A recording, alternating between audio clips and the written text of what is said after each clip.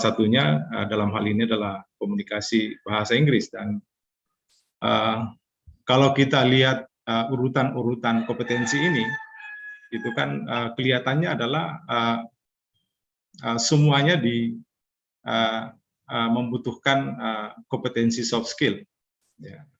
Jadi kita bisa lihat bahwa komunikasi, collaboration, ya, creative thinking, critical thinking, compassion dan lain-lain sebagainya merupakan personal kompetensi atau sosial kompetensi yang sangat dibutuhkan menghadapi dunia masa depan. Dan komunikasi tentu dalam hal ini bahasa Inggris bisa kita lihat sebagai soft skill, tapi di satu sisi juga menjadi hard skill. Itu berarti bahwa ke depan pendidikan bahasa Inggris menjadi sangat penting memberi sentuhan kompetensi pada lulusan perguruan tinggi secara umum. Ya, kalau kita lihat ini sangat jelas bahwa bahasa Inggris menjadi salah satu lingua franca. Ya. Halo. Pak Rektor, ya. boleh di slideshow Pak? Soalnya belum enggak kentara ininya Pak. Ditampilkan. Apa itu? Sudah? Coba full. Ya, ini sudah full. Slideshow. Nggak kelihatan? Halo. Halo Pak. Ya. Masih mode biasa. Belum full screen. Sudah. Nah, ini saya full screen. Oke. Belum ya? Belum, Pak. Belum, ada masalah.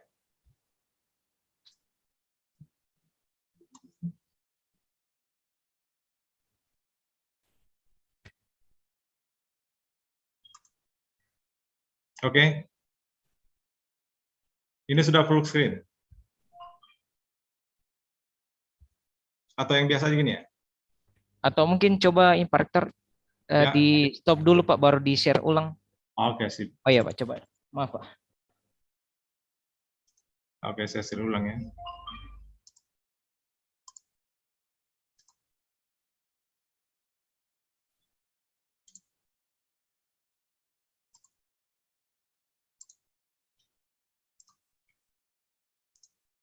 Oke. Sudah bisa?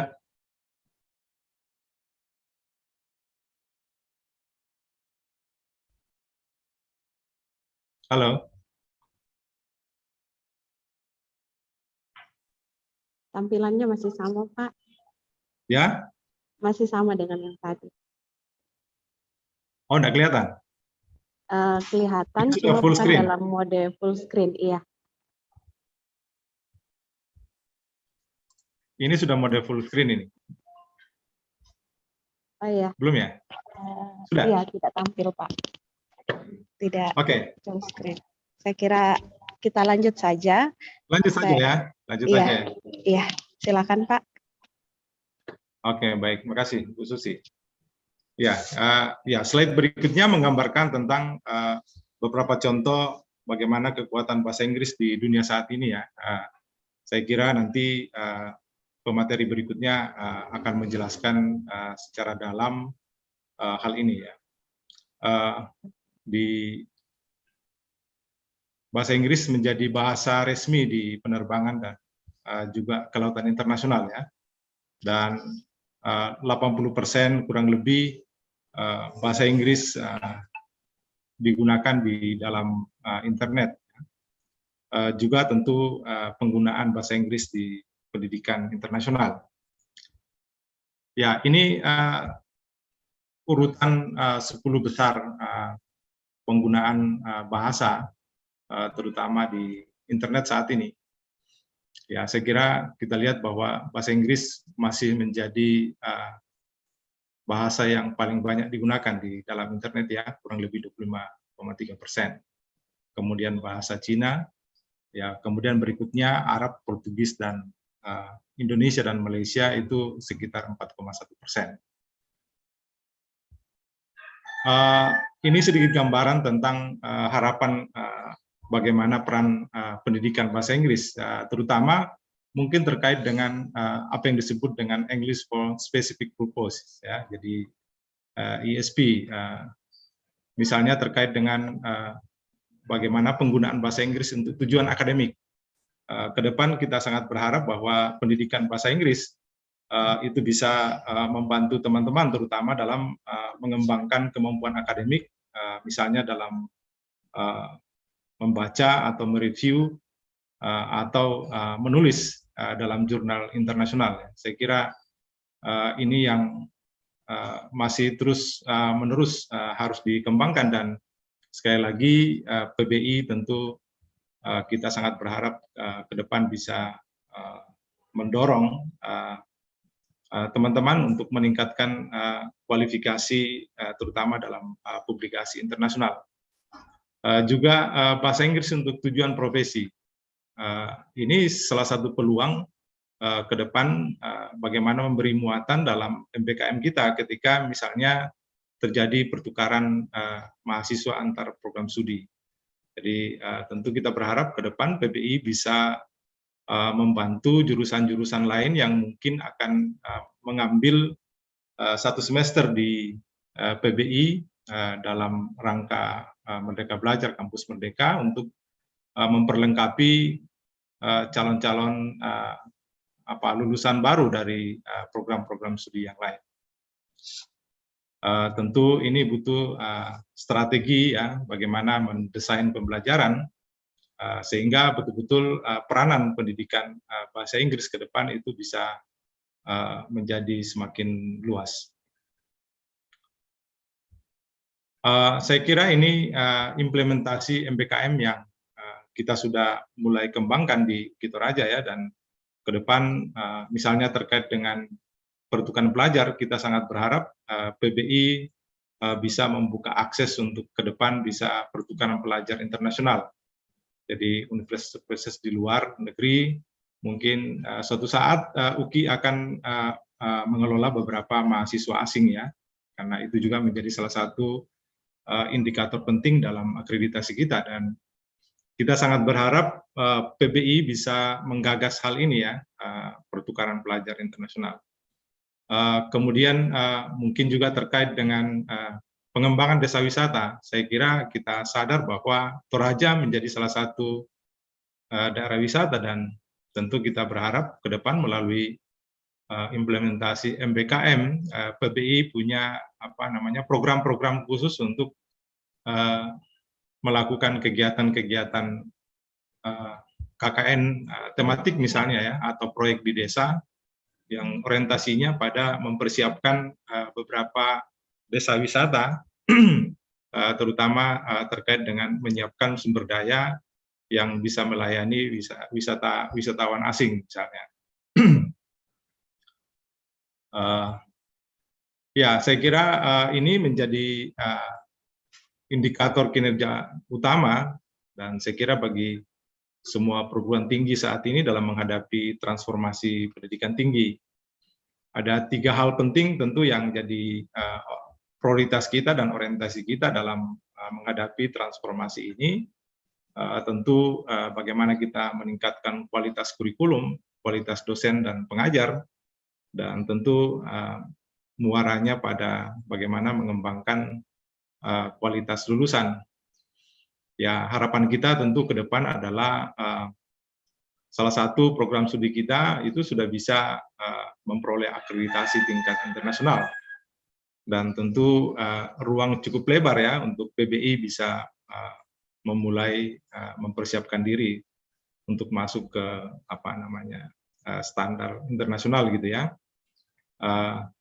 Saya kira bagaimana tantangan pengembangan program studi ini ke depan, saya kira narasumber yang lain nanti akan menyampaikan ke kita berbagai perspektif yang memungkinkan terutama program studi bahasa Inggris ini bisa kita kembangkan lebih baik ke depan. Ya, sekali lagi tentu sentuhan terhadap kualitas lulusan itu kan menjadi sesuatu yang penting. Tentu kita sekali lagi sangat berharap bahwa pendidikan bahasa Inggris itu tidak hanya sibuk dengan dirinya sendiri, tetapi sekali lagi bagaimana PBI itu bisa berperan di dalam mengembangkan atau membangun apa yang kita sebut tadi sebagai global skill. Tentu dalam hal ini salah satunya adalah kemampuan komunikasi di berbagai program studi yang ada di UKI. Ya, ini yang mungkin ke depan mungkin kita akan kembangkan. Dan sekali lagi tentu kita berharap dari beberapa paparan dari pemateri berikutnya itu bisa memberi beberapa jalan keluar bagi kita untuk nanti bisa mengembangkan PBI ini lebih baik ke depan. Ya, saya kira ini slide terakhir dan ini yang sementara kita pikirkan bagaimana UKI Toraja menghadapi era revolusi industri 4.0.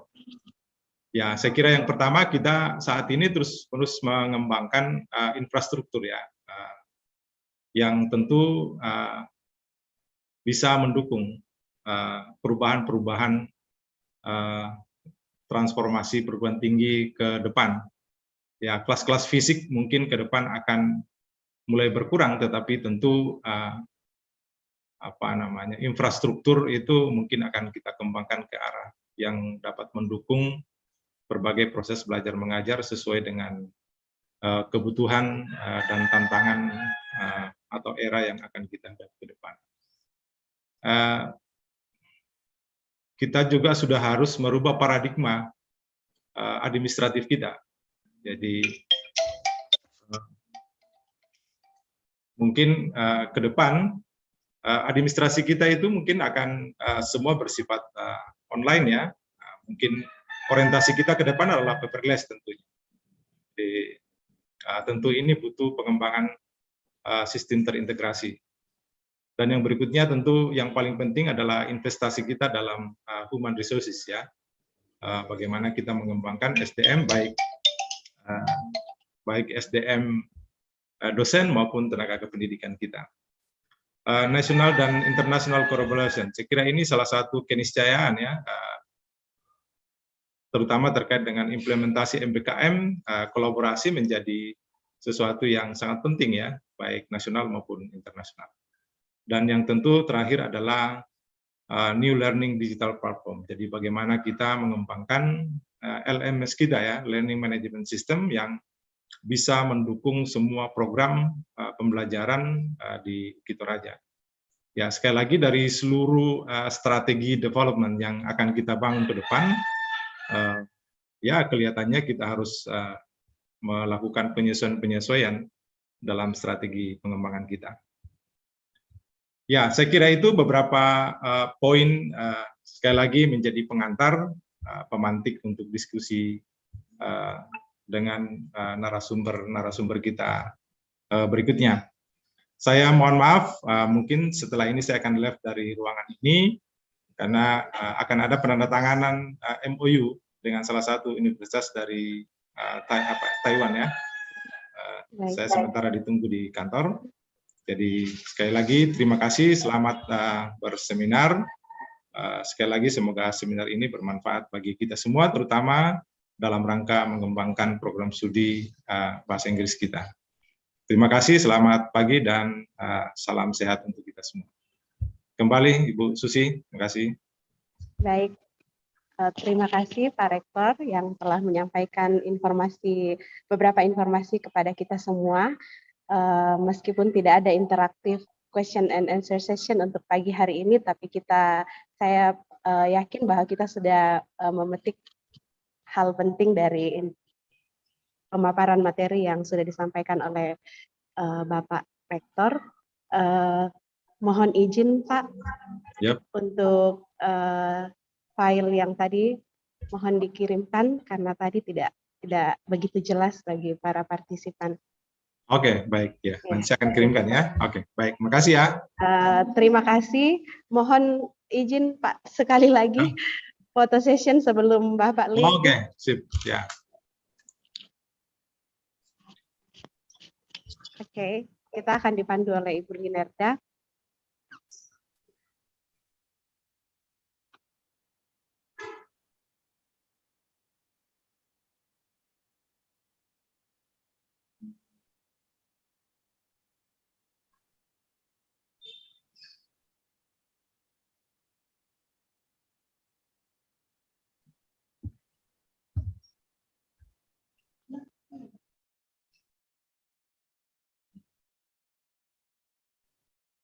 Saya coba ulangi. 1, 2, 3, senyum yang paling manis. 1, 2, Paling manis mini. 1, 2, 3. 1, 2, 3. Ada 11 back. 1, 2, 3. Oke, hampir cuma 1/5-nya ya yang menyalakan kamera. Oke, Susi silakan lanjut. Baik, terima kasih Pak Wilson. Sekali lagi kami ucapkan terima kasih kepada Bapak Rektor yang sudah memberikan waktunya, memberikan kita materi pada pagi hari ini. Beri applause melalui dengan klik emoticon pada laptop atau handphone kita masing-masing. Thank you. Thank you, Pak.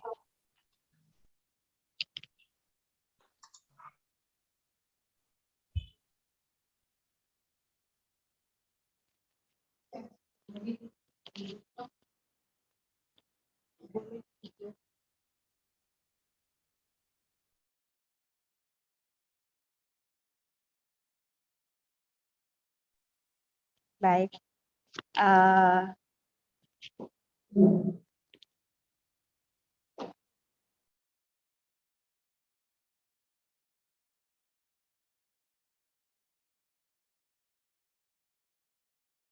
Well, we'll come to the second topic in our national seminar for today. It is about reaching the goal of independent learning of English through internet-based, the role of digital literacy in teaching English. Our second keynote speaker today is Professor Dr. Amang Latifa M. He is an English lecturer at Muhammadiyah University of Parepare. He finished his undergraduate program from Stekip Makassar, graduate program from Hasanuddin University, and postgraduate program from State University of Makassar. He is active on conducting research on English language teaching as a foreign language, English language studies, and language assessment. And also, he is active on participating in international conferences. Well, just like the first presenter, we'll have 40 minutes in our second topic today. And again, we will open interactive question answer session if we still have enough time after the presentation from our keynote speaker. So, but you are allowed to send your question on chat box. Well, now allow me to welcome the speaker, Professor Dr. Amang Latifa, to make his presentation. Professor Amang, time is yours.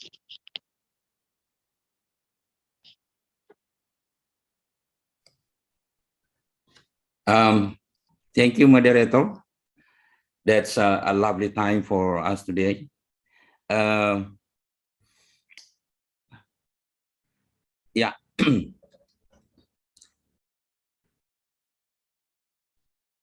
I want to ask a question to the committee. Is it possible I remote my PowerPoint by myself through my laptop? I mean, I would share my presentation by Please, myself. Prof. Okay. Please. Thank you.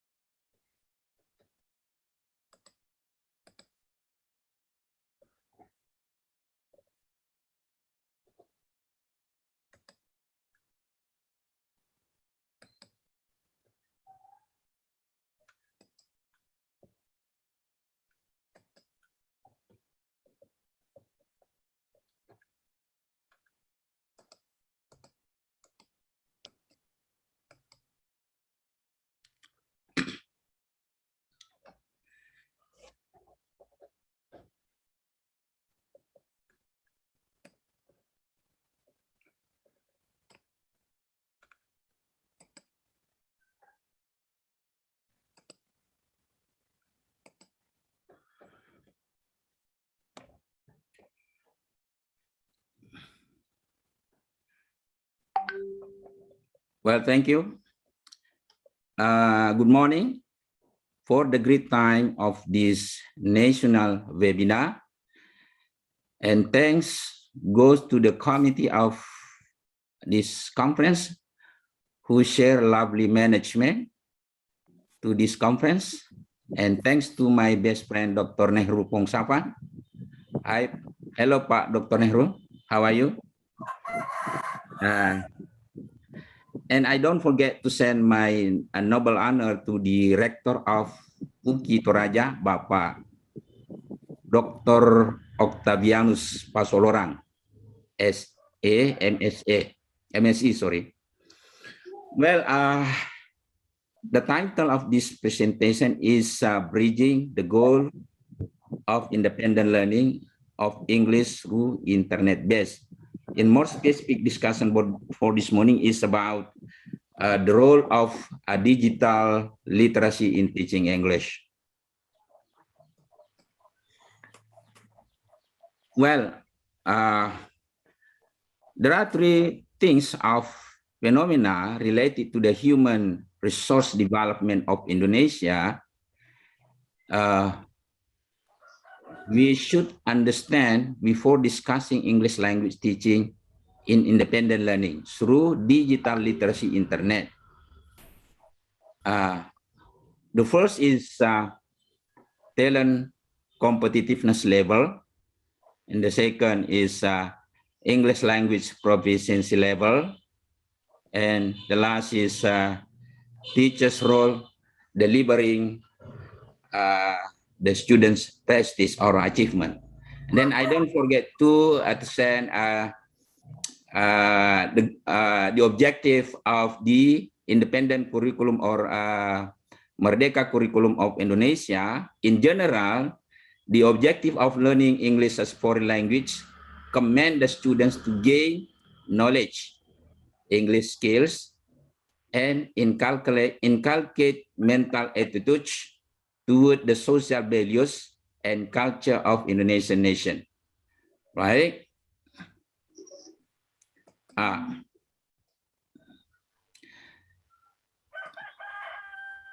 Ladies and gentlemen, the first phenomena that we are going to discuss about the talent competitiveness index of Asian country, including Indonesia inside of this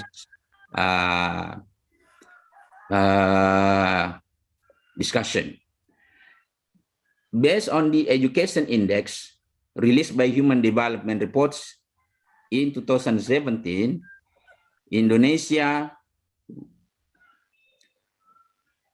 was in 7th position. Indonesia was in 7th position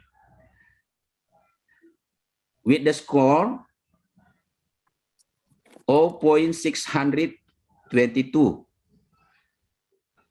while Singapore's is the highest score with the score 0.832, followed by the Malaysia in the second place with the score 0.719, and Brunei Darussalam 0.704. Then in the fourth place are Thailand and Philippines, which they have the same score is 0.661. From the data of this qualification, we can predict that by the level of Indonesia, which are in the 7th position, there are only 3 countries under its level. We can predict that Indonesian level competitiveness is still relatively low. That's one point that we should understand why independent learning come up as one choice to come up for the solution of education problem today. Right. This data is evaluated through some variables like vocational education, literacy and numeracy, international ranking of universities, scientific journal, international students, the relevance of education to business world, the number of graduates of technicians and researchers, the number of research results, and scientific journals. These are the variables become consideration by human resource development resource of Indonesia to evaluate the competitiveness level of Indonesia in 2019. The next point is about the Indonesian English proficiency level. In this graph or in this picture, reveal that there are two countries with high English proficiency in Southeast Asia. They are Philippines with score 592 and Malaysia with score 562, followed by Vietnam in the fourth place with the English proficiency index is 486. Meanwhile, the English proficiency of Indonesia is in the fifth ranks with the score 466. This data is observed by English First Institution. English First Institution is a famous institution of English test proficiency in Asia. Therefore, according to First Institution who observed the proficiency level of English, state that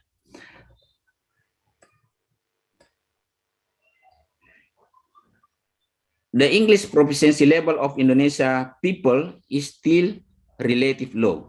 We can see through the rubric which given by this institution, from the dark blue arrow, where the Indonesian position was in the level score 450 until 499, where the score of Indonesia itself is 466.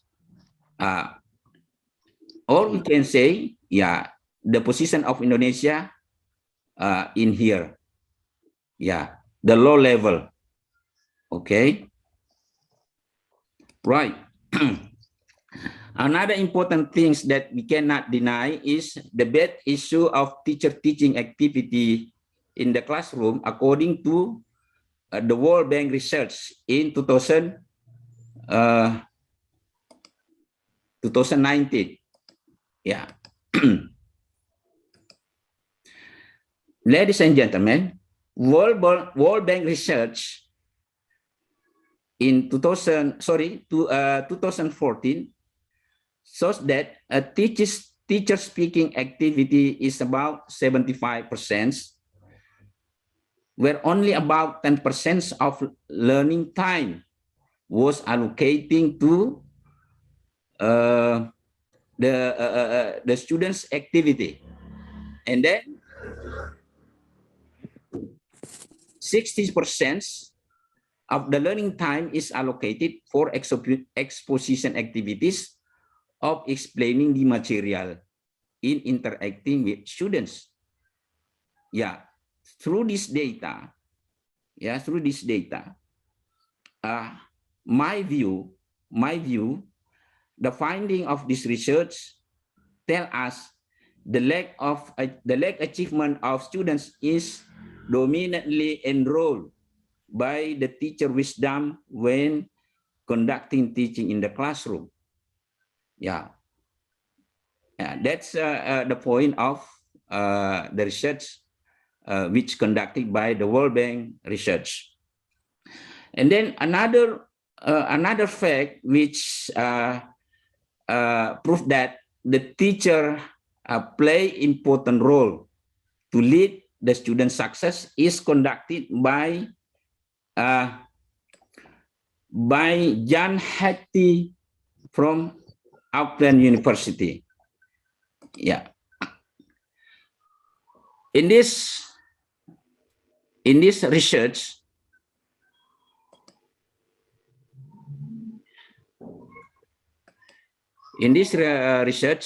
by Jan Hattie from University of Auckland revealed that there are 4 variables which consider to be a comparison which the students' achievement progress. They are the principal, schools, peers, home, and teachers. After analyzing the data, it revealed that teachers play a role 30%, while the others are only 5 to 10%. If we try to analyze the data presentation from Jan Hattie, it conclude that the teacher play main role to lead the students' achievement, or we can say that the teacher become the most influencer for the students' success in their study. Right. So that's why the 3 points may be considered by the Indonesian government to reform the curriculum to be program Merdeka Belajar. That's might be the essence of the basic reason. Well, I try to move to independent learning. Independent learning does not, question maybe come up to does independent learning mean working on the student's own? Because independent learning. Actually not. Independent learning does not mean working on student's own. Student is able to find a shared problem with another student on their course or even in another discipline.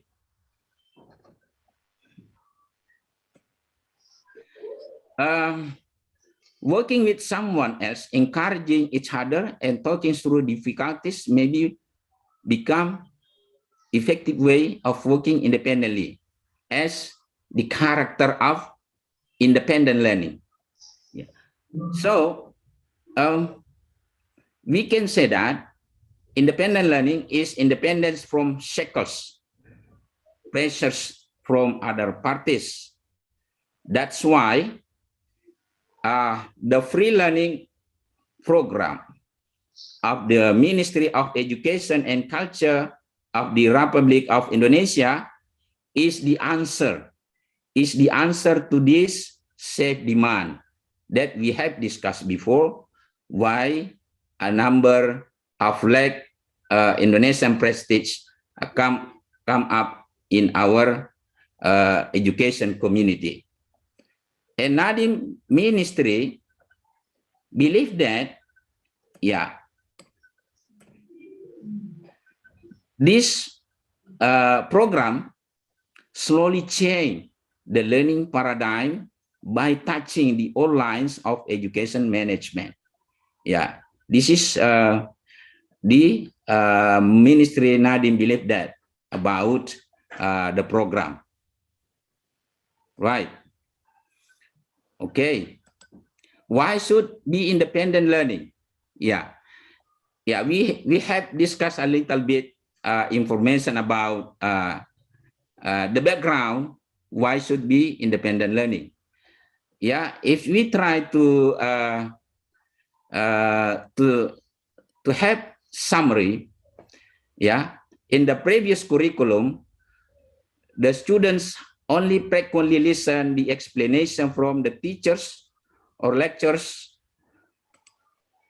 then doing structure assignment without much open discussion to express their opinions, because everything are bounded by the instructions, by the learning instructions or the teacher's instructions. The second, yeah, the second through the data analysis from the researcher, a number of textbook and teacher books published in a center and private publisher do not provide a good references. Yeah, that's a problem. Okay. Yeah, this the two point as additional as the basic essence why the independent learning or Merdeka curriculum come up as the program of Republic of Indonesia. Now we move to a number of teachers' role as activator teacher in independent learning. Yeah, first, yeah, activator teacher should encouraging the improvement students' academic achievement,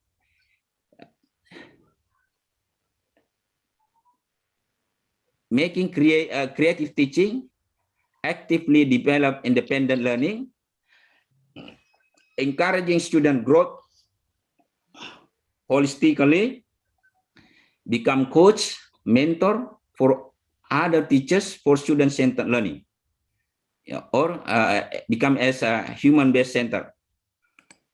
Well, in one point about the activator teacher's role, encouraging the improvement of students' academic achievement, this role also involves the character of students to think critically and have a noble character so that their academic achievement can increase. Even this is an achievement development which is characterized by the culture and character of the Indonesian nation. Okay, right. The second is about activator teacher role 2. A good teacher, of course, should able to find the right method in delivering learning material, as well as motivating other teacher. Sometimes students feel bored when the teaching material explained by the teachers through traditional method. For example, copying or reading textbook. Yeah. Well, participant, through yeah.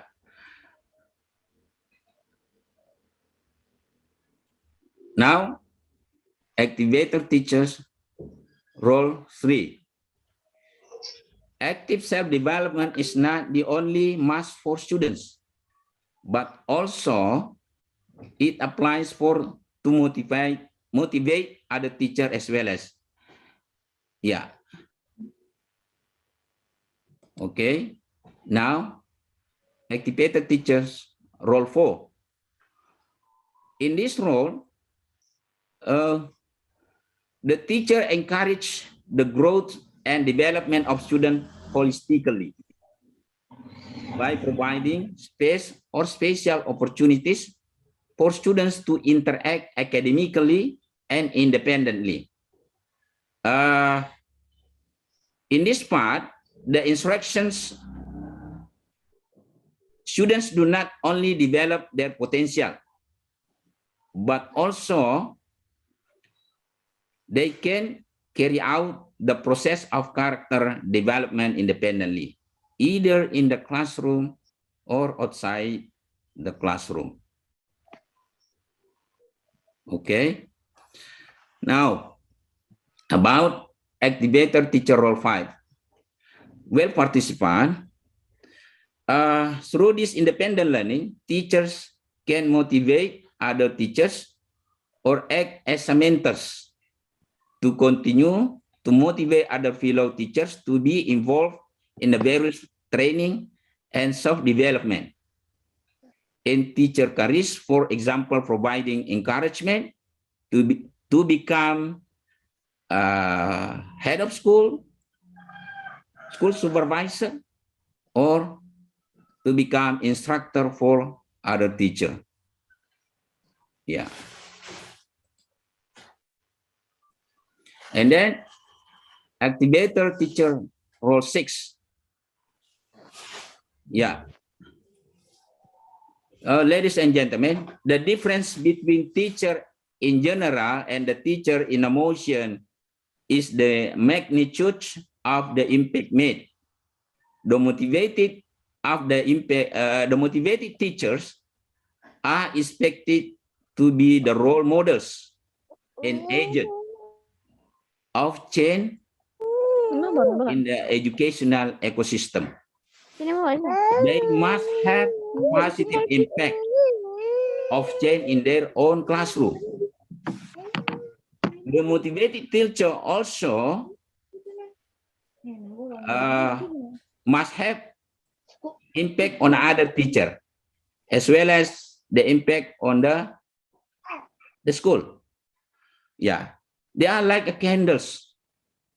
They are like a candles of change in each of their educational units. Right, next slide. Now I come to the role of internet as a power of or as a tool in teaching English as a foreign language. Well, participant, the internet is a global scale of communication system. It is an infrastructure which consisting of hardware and software that connect computer to other network. That's why internet talks about computer networks. Yeah. Computer talks about network that are connected and interact with each other on the global scale. Yeah, that is my understanding about the internet role for today. Right. We also believe that the internet play multitask to solve the project based in the independent learning. When studying independently, when students studying independently, the internet and computers will become informant for us, which they can be they are able to be invited to communicate, to obtain the data in any time and anywhere. Yeah, of course, if we try to see that the description, by using internet, we can carry out some tasks like making communication, documentation, and collaborative studies. Okay. Internet as a media of communication. Yeah.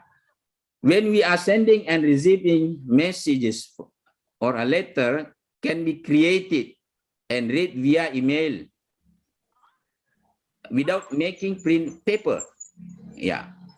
By not printing messages or letter that have been made or we have read. Yeah. This is one example, internet as a media of communication. And then still we talk about media as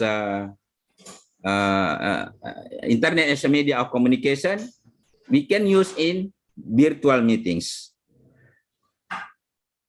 a perspective education. Yeah, we can see that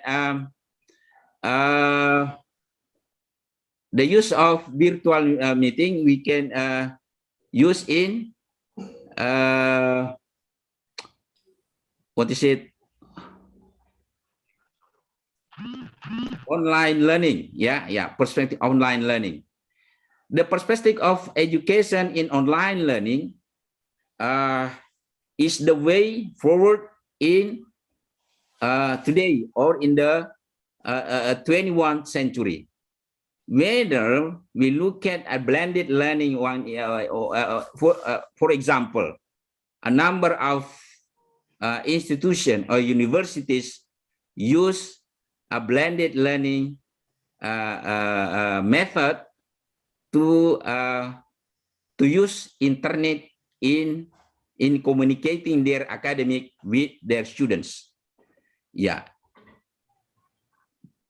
you know that we don't want to leave anyone behind, but this is the cold stark reality. Education is a $1 billion industry. Yeah, it is incumbent that our young people, if they are going to be the leaders tomorrow, they must understand their responsibility as global citizens of how making a digital technology become their part in leading their project later on. Okay. Yeah, still we talk about internet as a media of communication. One example, when we have a project role play in our academic interactions, we frequently use YouTube application as a social media or video sharing website that most people in the world know and use this application. Online role play is based on the traditional face-to-face, the advantages of which are combined with the potential of the online environment.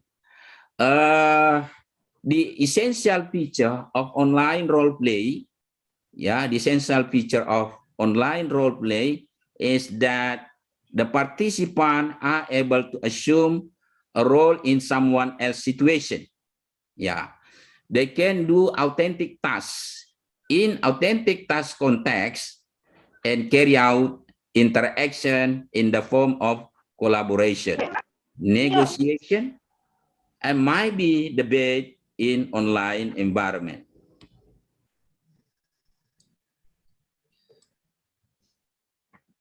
Participant in this situation can be characterized by sharing and constructing knowledge among participants who use technology to communicate in this internet through role play program. Example. Right. Internet as library documentation. Yeah, internet library as library documentation. The internet as a teaching media can be used also to save document on teaching material for individual of teaching and a group of teaching. Yeah. One example, cloud computing. Yeah, is internet-based network that allows user to use storage as resource. Yeah, a number example of cloud computing as a storage. Yeah, for example, Google Drive, Dropbox, Apple iCloud, and etc. Yeah.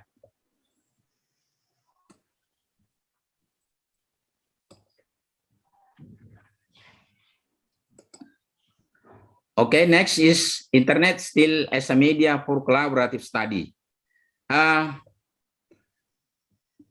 one thing we cannot deny is the power internet in online learning.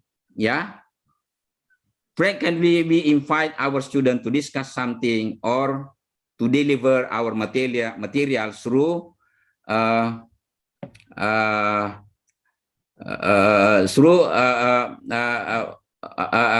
Google Meeting or Google Classroom. Yeah, in that application, yeah, we can invite the students to help collaborating in writing essay. Yeah, to have oral presentation in speaking, for example.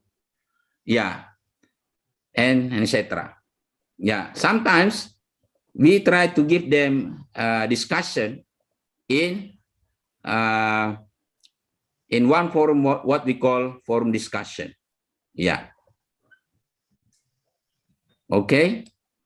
Yeah. So English language teaching literacy, in digital internet at society era 5.0. Yeah. The dominance of English in the global era is unavoidable. Yeah, it is of course. As the world global language, English has been used as communication tool in various fields. In diplomacy, international communication, say for example, when we are attending international conference, business, when we have a business partner in other countries, tourism, education. Yeah, a number of students, institution make students exchange. Of course, they need English as a power to communicate with the other students. Science, computer technology, media, etc. Digital literacy. Yeah. Haryono, 2018, yeah, state that digital literacy is a combination of information and communication technology skills, critical thinking, collaboration skill, and social awareness. Ladies and gentlemen, reviewing the technology in English language literature, learning and internet communication use existing web-based learning tools such as email, weblogs, instant messengers, mobile devices, and iPods. For example, yeah, one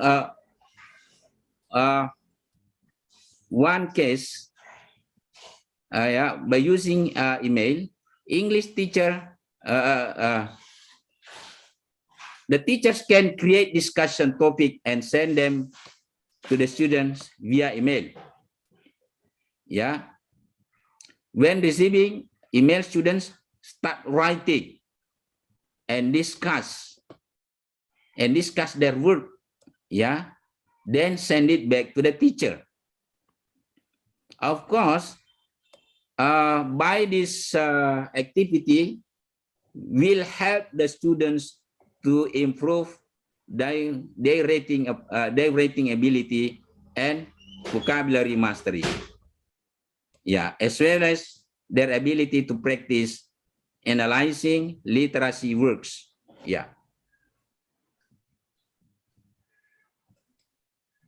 Right. The impact of digital literacy and language learning. Yeah.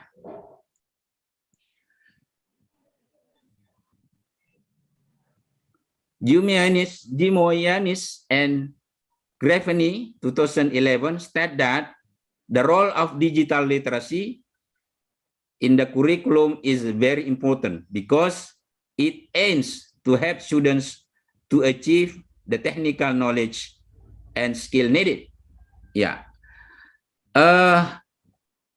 the integration of technology and language learning can help the teaching and learning process.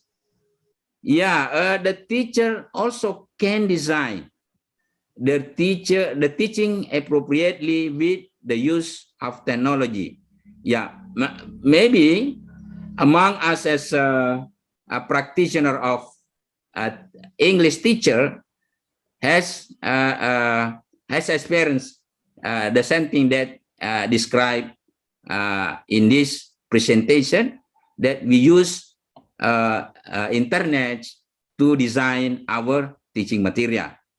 Yeah.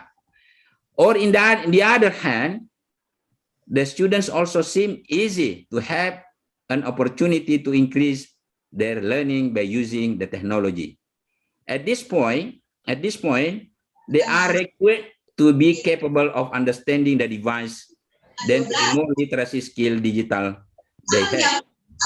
The better they can utilize the technology, the better they can utilize the technology for their learning. Yeah. Or yeah, the more literacy skill on digital they have, is the better they can utilize the technology for their learning. Yeah, that's yeah, right. Internet as a digital literacy in teaching English. If the teacher will apply digital literacy in English class, they need to consider some points. Yeah, first of all, the teacher should know what the students need. They must be provided some opportunities to experience the technology for them. Besides that, the teacher also should design instructional solution to foster new literacy in the classroom setting. Yeah, that should be considered by the teacher before implementing technology in their classroom activity. So maybe this is the last slide. Yeah, sorry. We still have 2 slides. The internet has special aspect of language learning. Yeah, we can see here a number of aspects of language learning. The first, the internet increases the use of language. Of course, if the students are frequently involved their activity in the learning process through internet, of course, they can increase their language command. Why? Because they must understand the English first before logging to the internet. And then the internet facilitates synchronous and asynchronous learner communication. We know that when we have a learning online and exploring material through internet, this is the part of the synchronous and asynchronous communication between learner and the internet.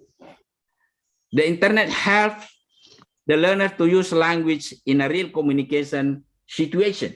Of course, when the learner get in touch with the student's program in the internet, they should understood what information has been plugged in internet by using English, of course, yeah, because English is international language. If they don't understand, it is nonsense, yeah, for the students to get information from the internet.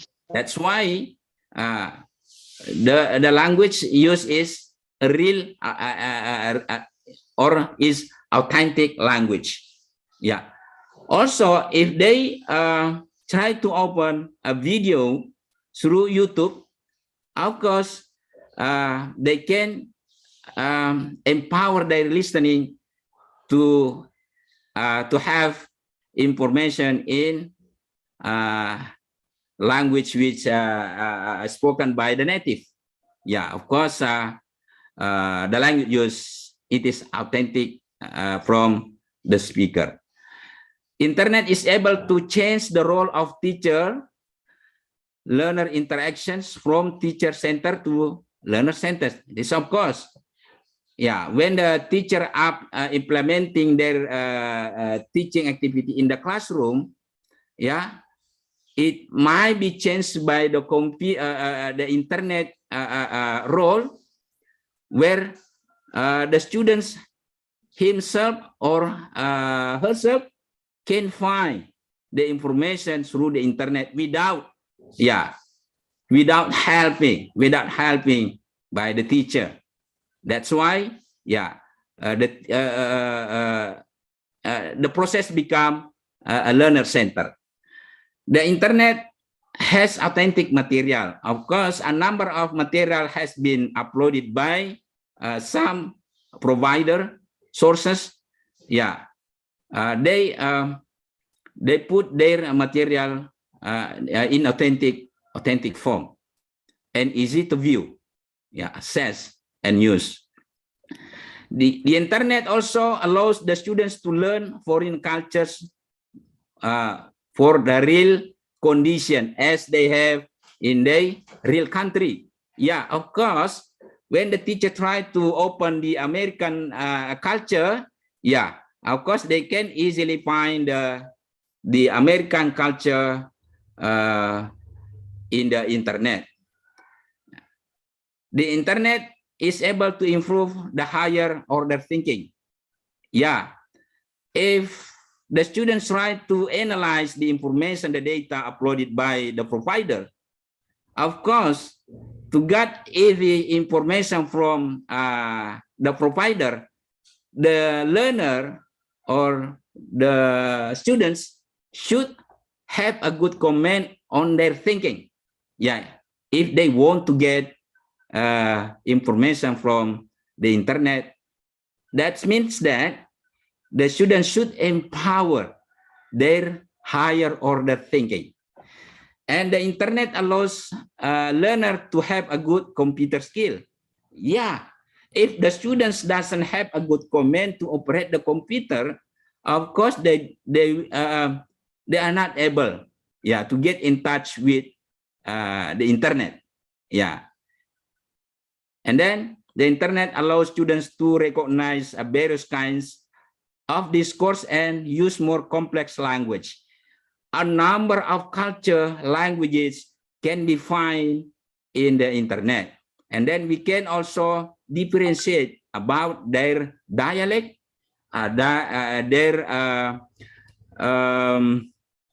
according to their culture. We can find also how they make a different meaning from one utterance to another utterance, and then maybe have a meaning which involve their social community. That's we talk about discourse analysis of the language complex. And then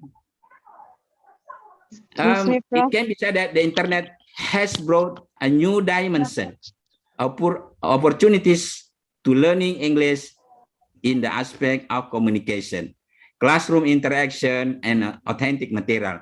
Those things, I think, has been described in the last point of this internet has special aspect of language learning.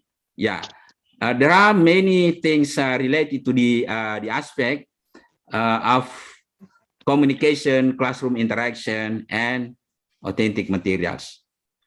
Okay, sorry, this is the last slide. Yeah. You have 2 minutes left. Excuse me. You have 2 minutes left. 1 minute left. Okay. Yeah, 1 minute left. Sorry, this is the last slide. Yeah, the problem of internet as a medium of learning. Yeah, you can read by yourself. You know, today in our school academic interaction, when we use online learning, sometimes we have problem where the internet should be in high cost. Yeah, when the a number of user more than 100, we will get a low access and yeah, and etc. Okay, thank you very much for the attention. This is my last presentation. Thank you.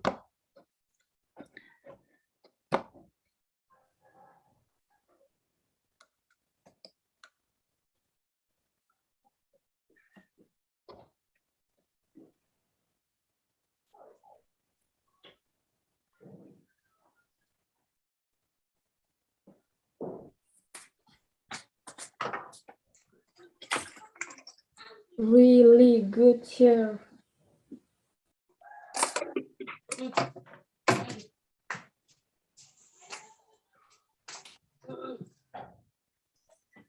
If you have a question.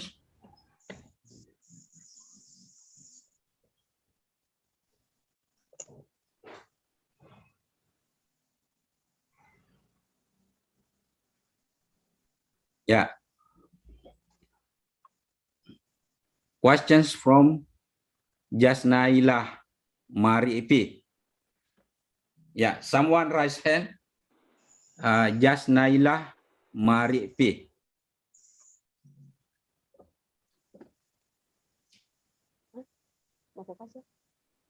Yeah. Really sorry, Prof. Okay. Yeah. We are limited by time. Okay. Okay. Actually, we have some attendants to ask questions, Yeah. but I think they can ask you directly. Yeah. After this session. Okay. Yeah. Again, They may send the question to my email if probably become a prime point to them. Yeah. Okay. Thank you. Okay. Okay, Prof. Thank you again. Yeah. And give applause to Professor Sorry. Amang Latifah for a very interesting presentation today. Well, we'll have photo session with Professor Amang Latifah. We ask the audience to open the camera. It will be led by Mr. Wilson, please.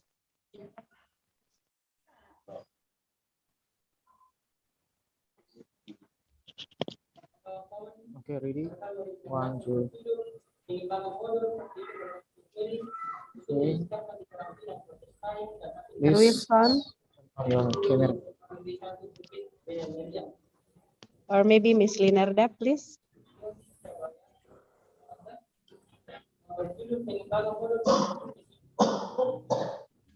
Okay. Finish. Okay. Thank you.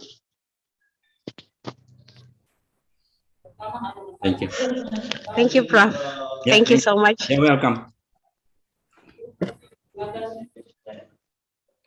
Well, ladies and gentlemen, welcome to the third presentation that will be delivered by Dr. Rigel Sampelolo, MPD. It is about the future of English language teaching and learning through Merdeka Belajar Kampus Merdeka, a systematic review. Before Dr. Rigel present the topic, let me introduce a little about him.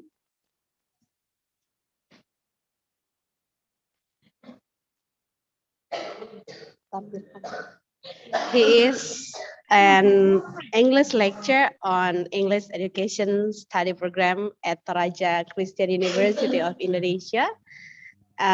He finished his undergraduate program from Toraja Kristen University of Indonesia, and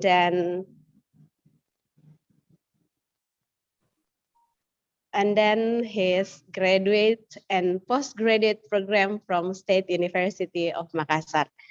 He is active in conducting research on teaching English as foreign language studies, and also active in participating in national and international conference.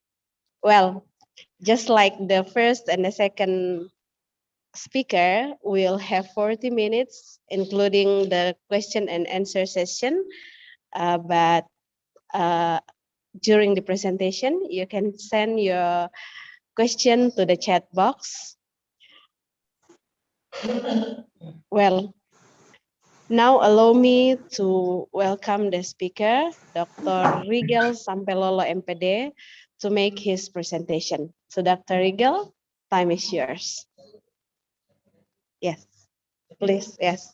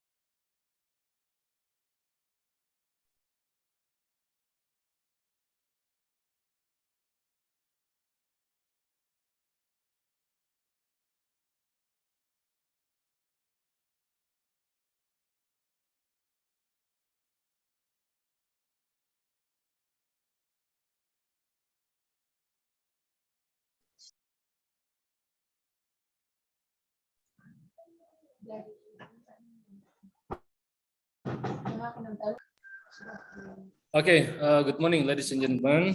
First of all, I'd like to greet the head of English Department, Miss Judith, the Honorable, the Counselor of Kristen University of Indonesia, Toraja, and the Honorable of the Committee of this event, National Seminar of English Department of Toraja. Right, I'll present my topic under the title, The Future of English Language and Learning through Merdeka Belajar Kampus Merdeka, and also known as MBKM. This is a systemic review, So this is based on some article, new published article. Then I'll review as how to say that we will become a reference for the next implementation or the implementation in MBKM. Okay. Firstly, I'd like to say that this publication is a systematic review literature on MBKM or Merdeka Belajar Kampus Merdeka. As MBKM is relatively a new program, as we know that it's recently proposed in 2 years, past 2 years. Then there are some prospect and challenge in implementation of this English, this program. Then in this review, in this study, there are a total of 17 scholar published journal were reviewed. Okay, let's see the first issues. Why these systematical reviews should be proposed. The first issue, as we know that in Indonesia nowadays, the fact that Indonesia is still lack of English proficiency. This is based on study published by Budi Harso 2019, Uliani in 2019. They said that Indonesian students' proficiency status. That's why this condition leads literature to call the stakeholders to participate in the acceleration of to participate in the acceleration of English. The next issue is the most up-to-date program which can be expected is known as MBKM, Merdeka Belajar Kampus Merdeka, which has been implemented in in the last 2 years now. So this is the new one, the new program. Then another issue is the official the official document released by the Ministry of Education and Culture reveals that the MBKM, the new program called MBKM, covers 8 flagship program, include the first is students exchange, apprenticeship, teaching assistance, research, humanitarian project, entrepreneurial activity, independent study, and thematic community service program. This is based on Direktorat Jenderal Pendidikan Tinggi 2020. The programs are aimed at providing students or MBKM program. It's aimed at providing students to master various fields of science. That's why in this study, I'd like to see the prospect of MBKM are going to be implemented, and it has been being implemented nowadays. Then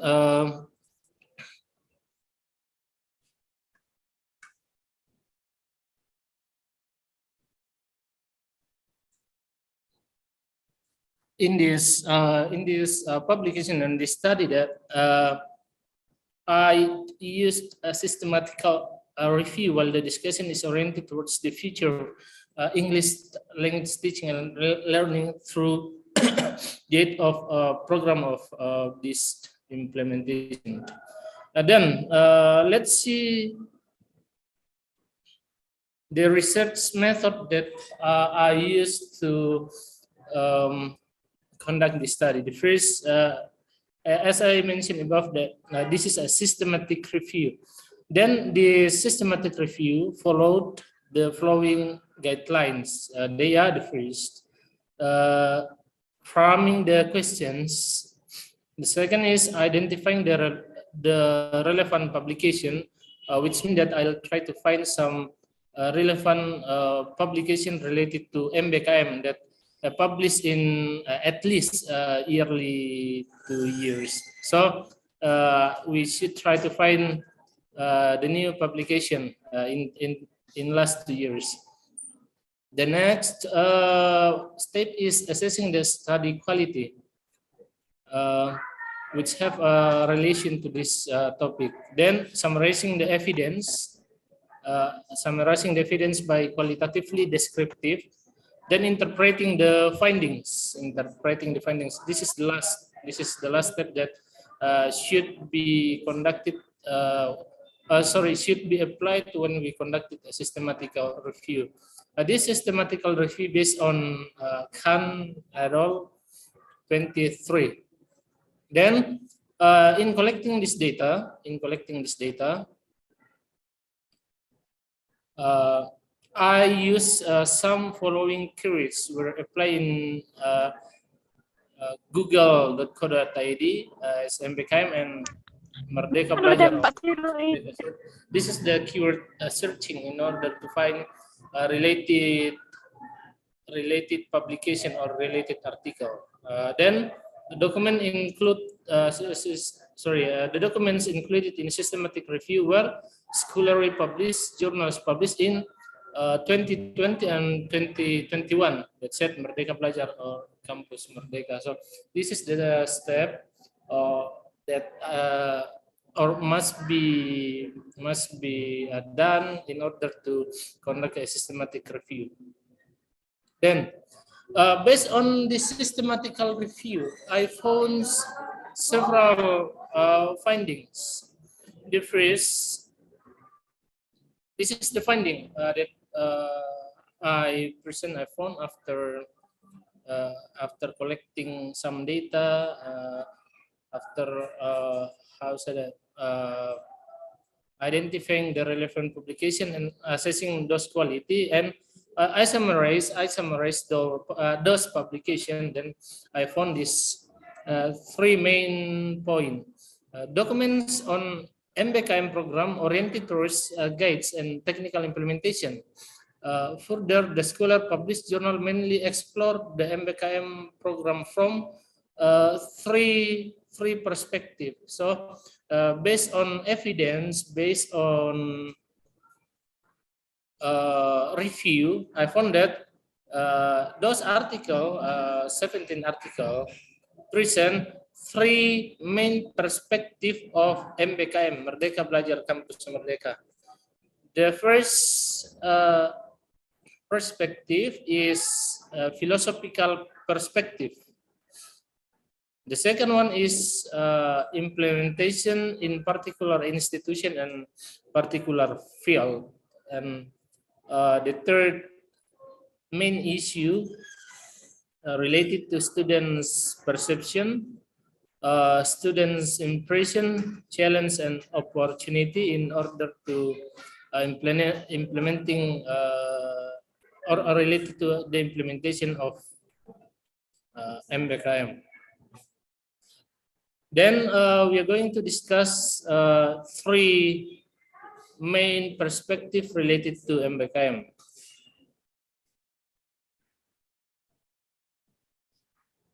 Okay, let's see from philosophical perspective. So after summarizing those articles, as I mentioned above, that philosophical perspective is discussed by three journals after searching and summarizing and discussing related to this publication. The philosophical perspective proposed by John Dewey, his progressivism, Mustafiro, the article published in 2020, and humanism by Susilawati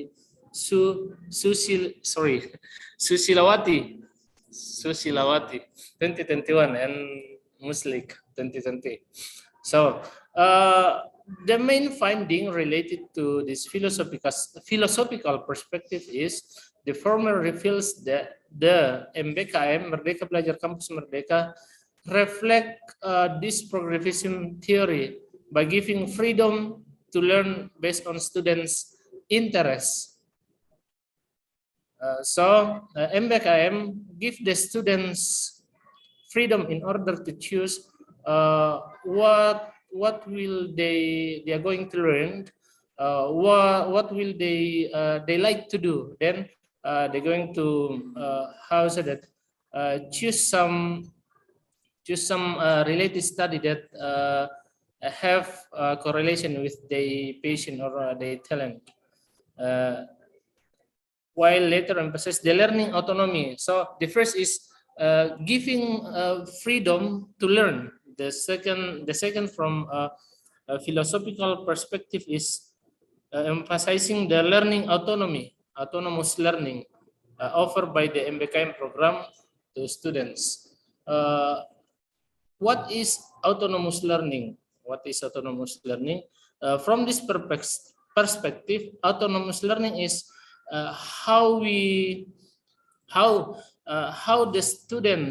students improve their own capability, how the students practice their talent in the field that they like, such as maybe they love to do some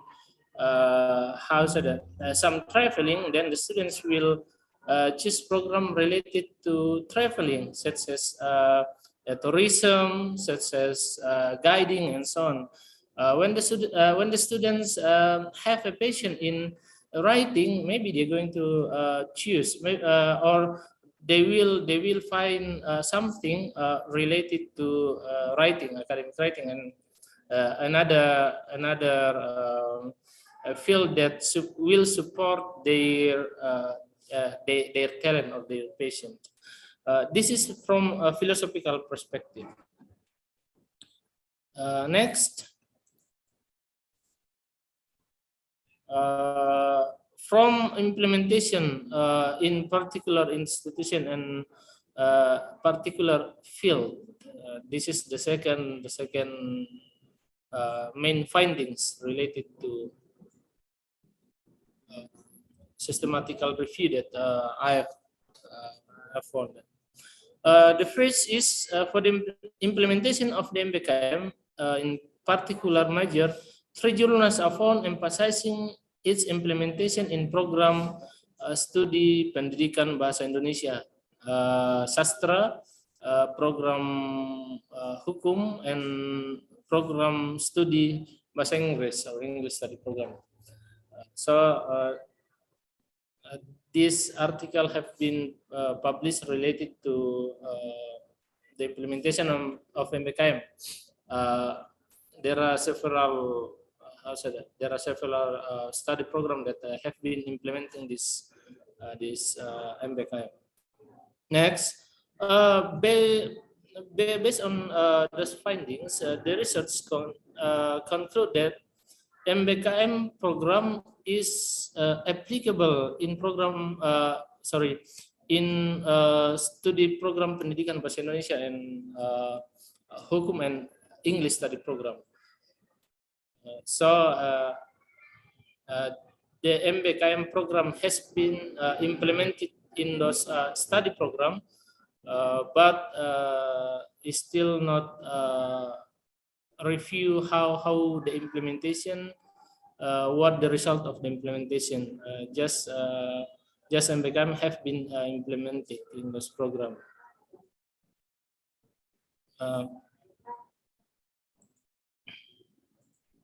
Right. Those research outlined, the MBKM has challenge that should be questioned. Okay.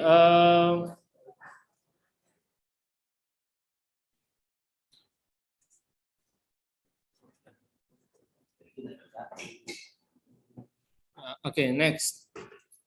Implementation and students' perception in in-person challenge and opportunity. This is the third finding. Students' perception and implementation challenge and opportunity. So the 3 main points that present after reviewed systematically is students' perception related to the implementation of this MBKM. The first is we can see that the study exploring students' response towards the independent campus concludes that 5 participants include in the study support the concept of MBKM, while 3 participants refuse it.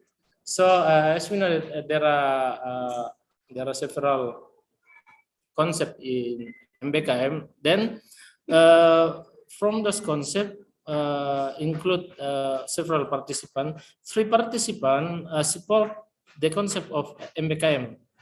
3 is refused, which means that almost 30 or 40% students might be not understand or might be disagree with those concept of MBKM. The next is the MBKM program is seen as a superior since it provides students experience before graduation. MBKM gives our experience. That's true. Why? Because in this program, allow the students to choose their passion. As I mentioned above that, they are going to choose, they are going to study, or they are going to discover what their talent, what they like about, then they are going to choose some study program or some, how to say that,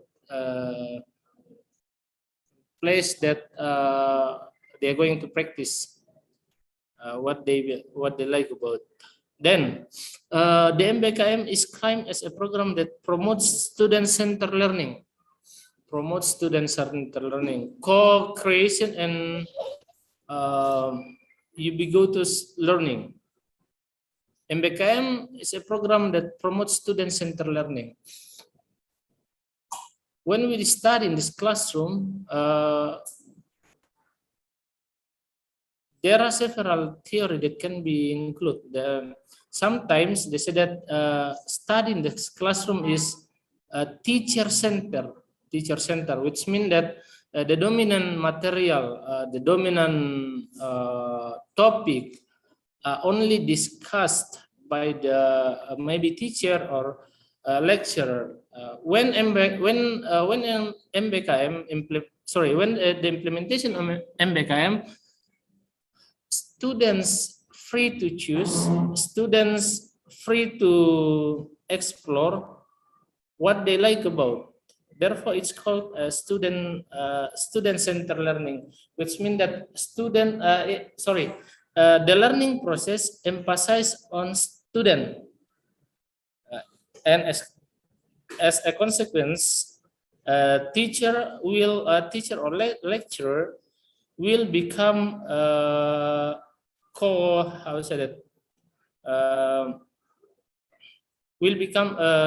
assistant. Not assistant. Will become a director. Yes, will become a director in order to give direction for the students what are going to be achieved. Then students view exchange program as innovative program. Yes, this is the new one program. Hence, the MBKM is innovative, called as innovative one. And the last is the implementation, especially in relation with institution from different background, vision, mission, questioned and by academicians. Okay. Based on collected documents which meet the criteria of the study, it's found that the purpose of MBKM, after both students, lecturers, and institutions, some advantages through the 8 program and 4 policies as revealed in finding section. For the contribution of MBKM related to English language teaching and learning process, this discussion will be based on the 8 program. The 8 program I categorize the 2 main benefits, namely academic advantages and life skills advantages. The first academic advantages of the MBKM program offers a reflective through student exchange program, teaching assistance program, research and independent study. Then the second one categories, life skills are reflected through apprenticeship, humanitarian project, entrepreneurial program, thematic community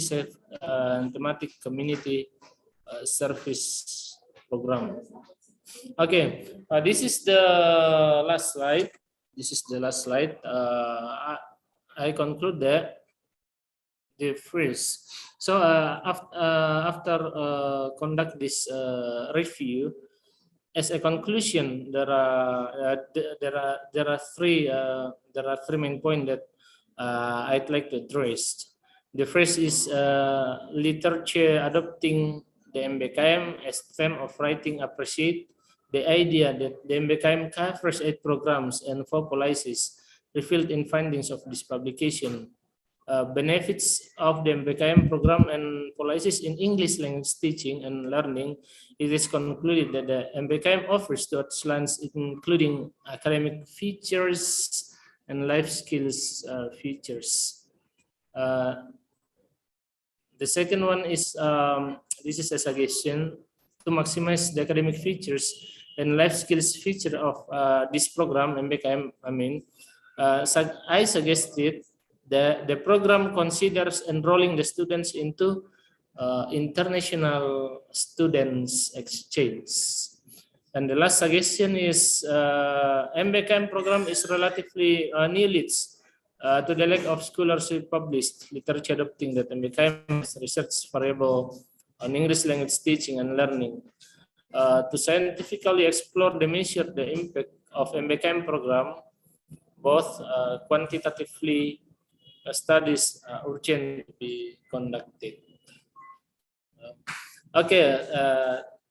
Therefore, this study or this publication will become reference or will become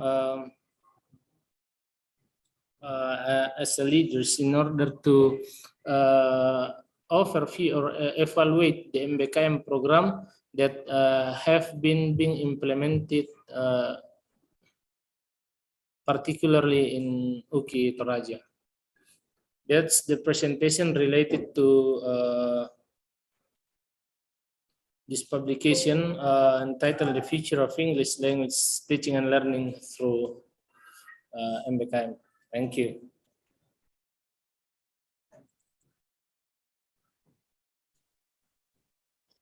Okay, thank you to Dr. Wigel Sampelolo for presenting such an interesting and valuable information about MBKM. Well, now I open the floor to give question in this interactive question and answer session. You can raise your hand by clicking the emoticon on your phone or your laptop. Is there any question?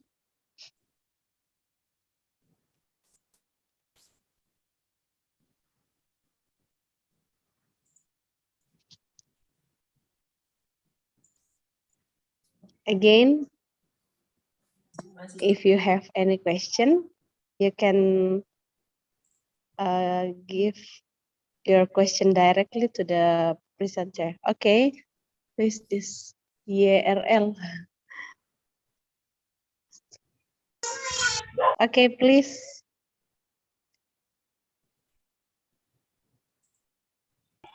YRL, I'm sorry, we don't know your complete name, only YRL on screen. So I asked YRL to ask question.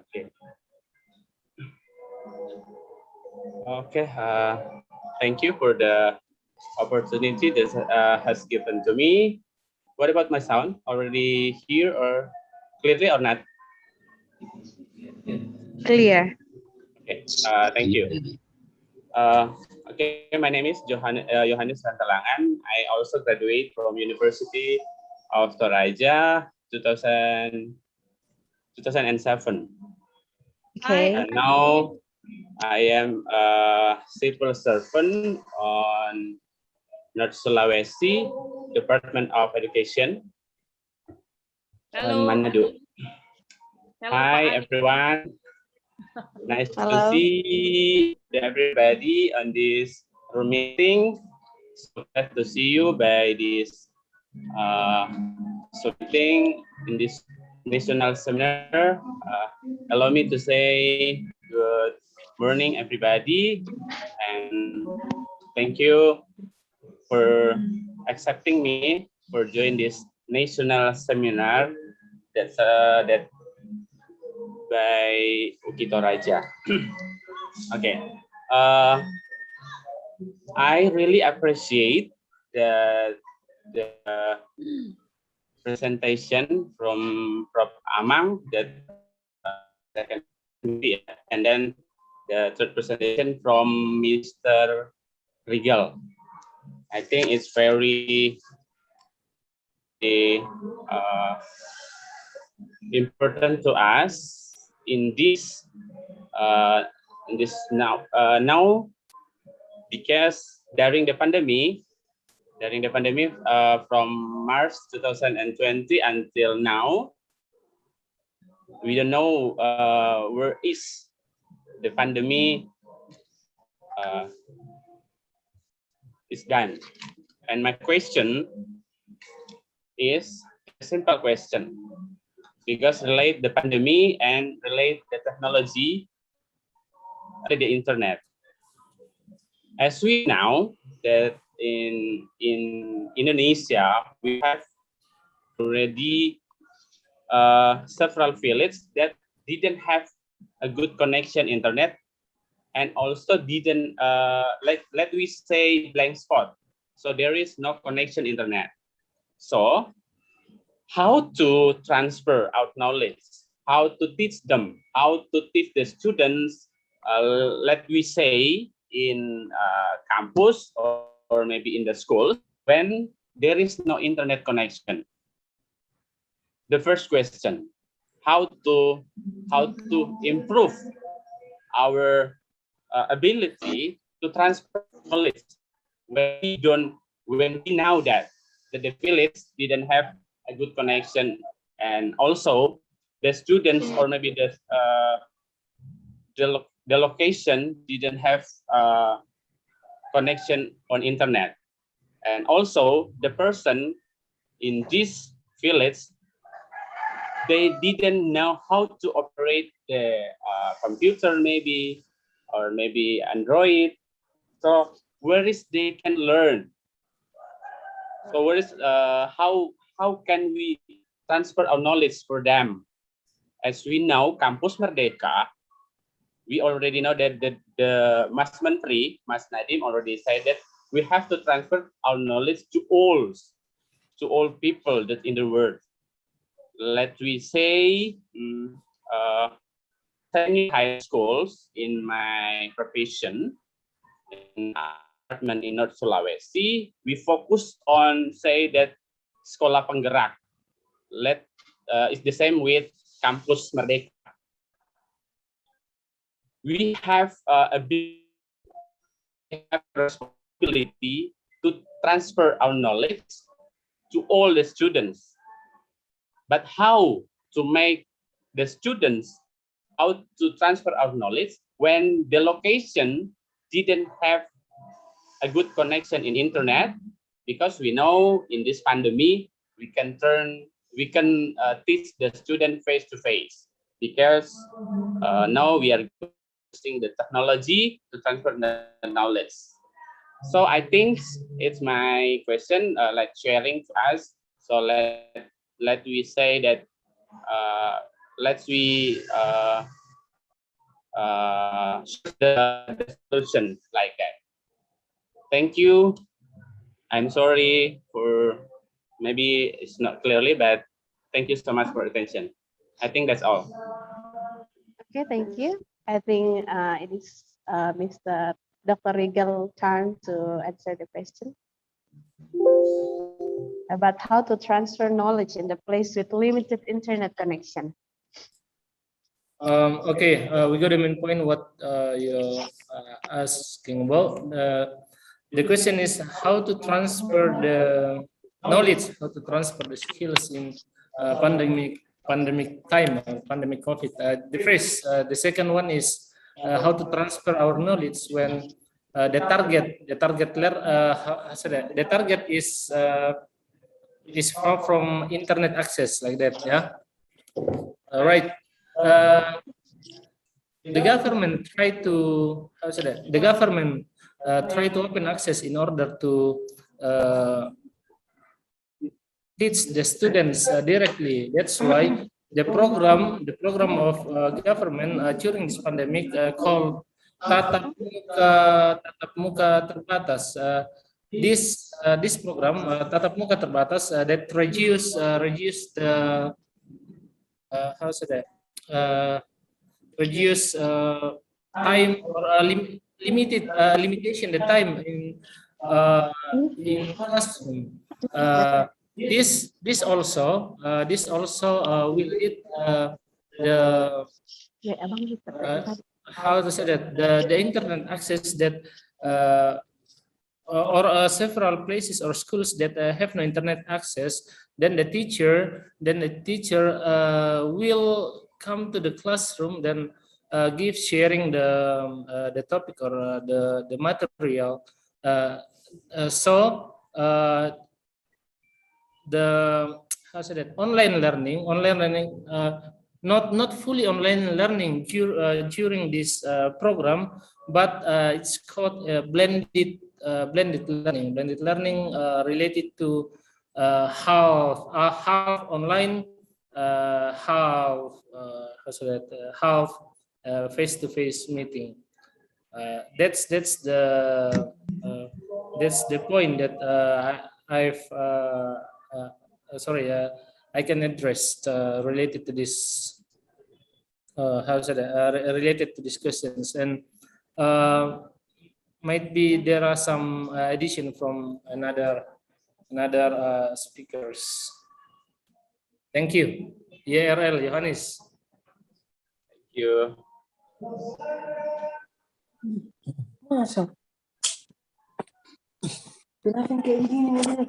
Well, I would like to say thanks to YRL Johannes for the question, and to Dr. Rigel for answering the question from the participant. Again, I'd like to say thanks to Dr. Rigel Sampelolo for sharing his knowledge and valuable information for us in this seminar. We give applause to Dr. Rigel Sampelolo by clicking our emoticon.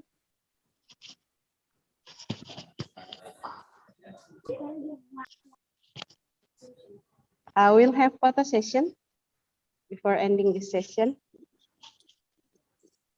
Please, Miss Linarda.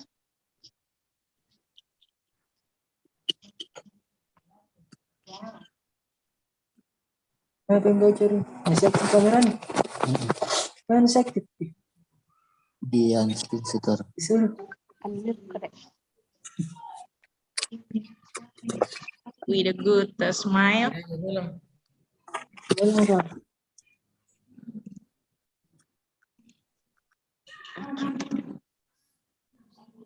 Kirim dulu anunya background-nya. Background-nya kirim. Hey.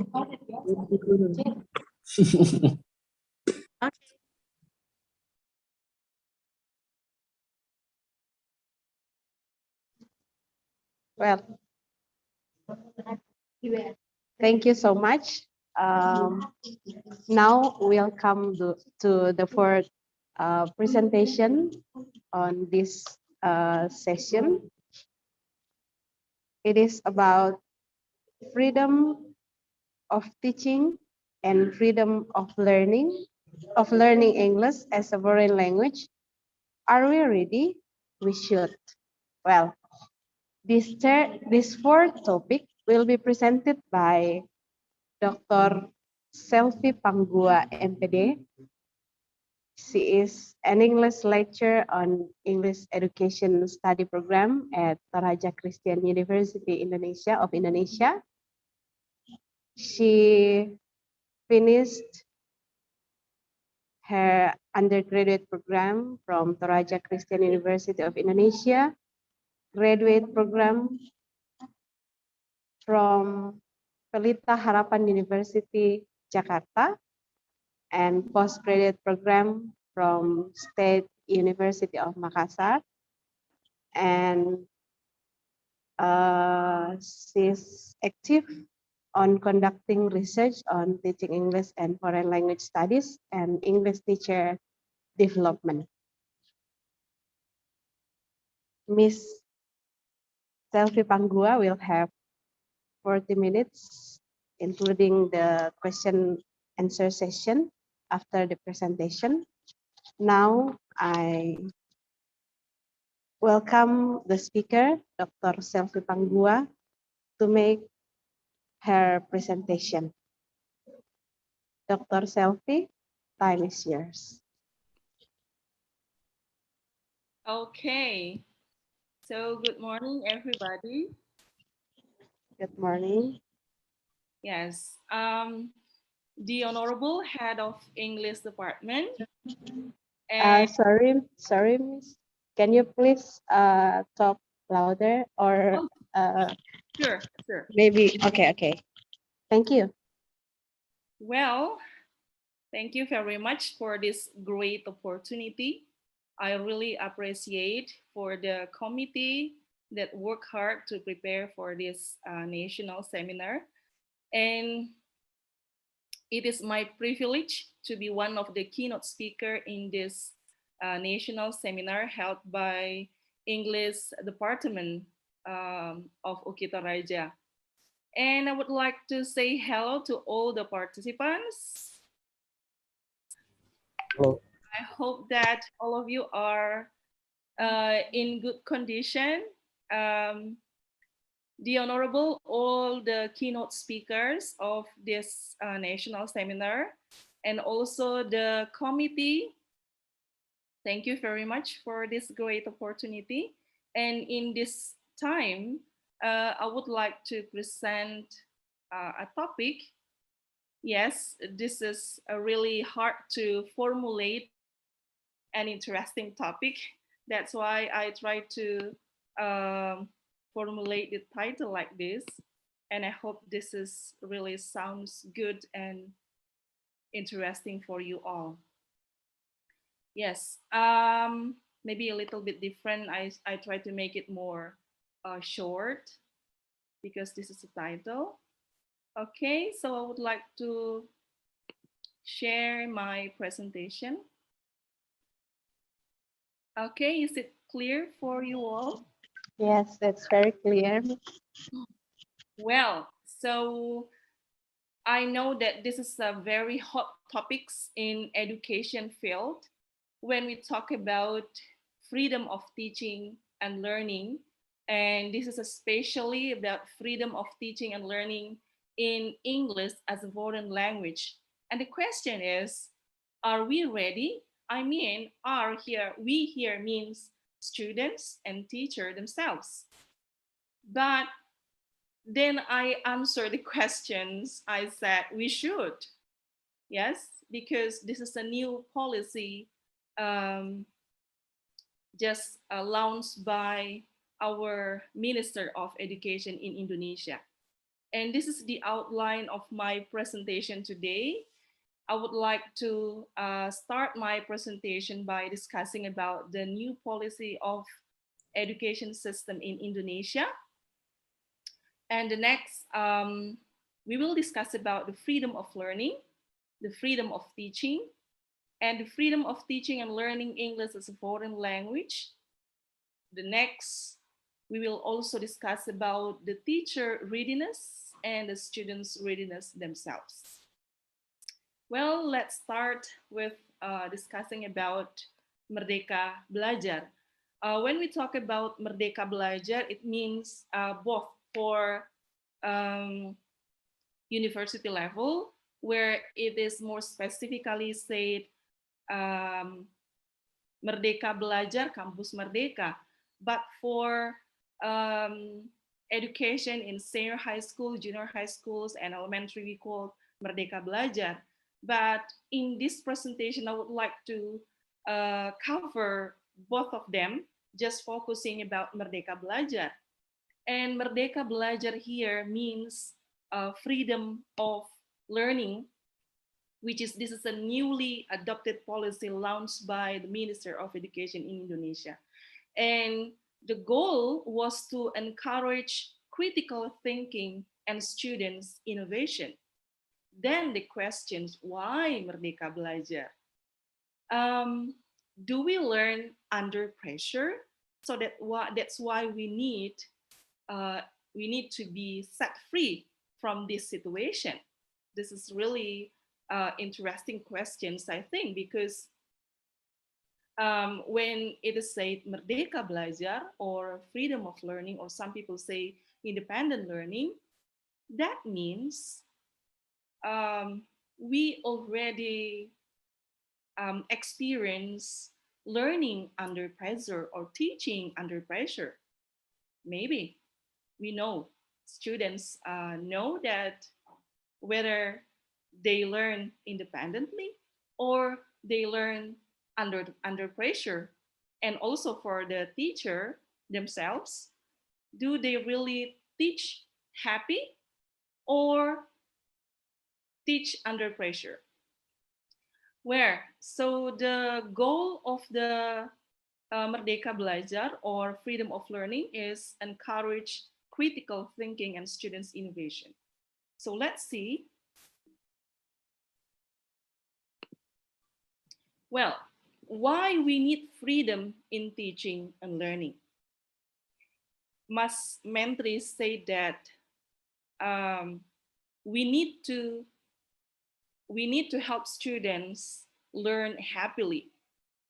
But the fact that most of the students are not happy in learning, I would like to ask the students, do you happy in your teaching and learning process? Bagaimana mahasiswa? Ada mahasiswa yang ikut ya? Apakah benar? What do you think? Are you happy or you are not happy in your teaching and learning process? Not really. Not really. Well, Sometimes happy, sometimes no. I know. Okay. But freedom of learning is the new policy that launched by our Minister of Education, because the fact that most of the students are not happy and teachers also are not happy, maybe not all the teacher, but sometimes because of not only tired with the instructional time, but also all the administrations and professional duties or non-instructional time that make teacher really tired and maybe make them unhappy in their teaching and learning process. So therefore, teachers and students need to be independent. Well, then Pak Nadiem Makarim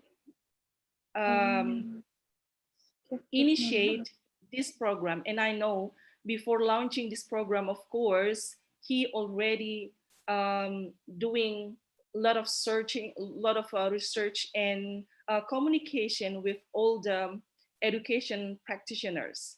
So he said that freedom of learning is to give freedom and autonomy to educational institution, not only for students, not only for teachers, but to educational institution.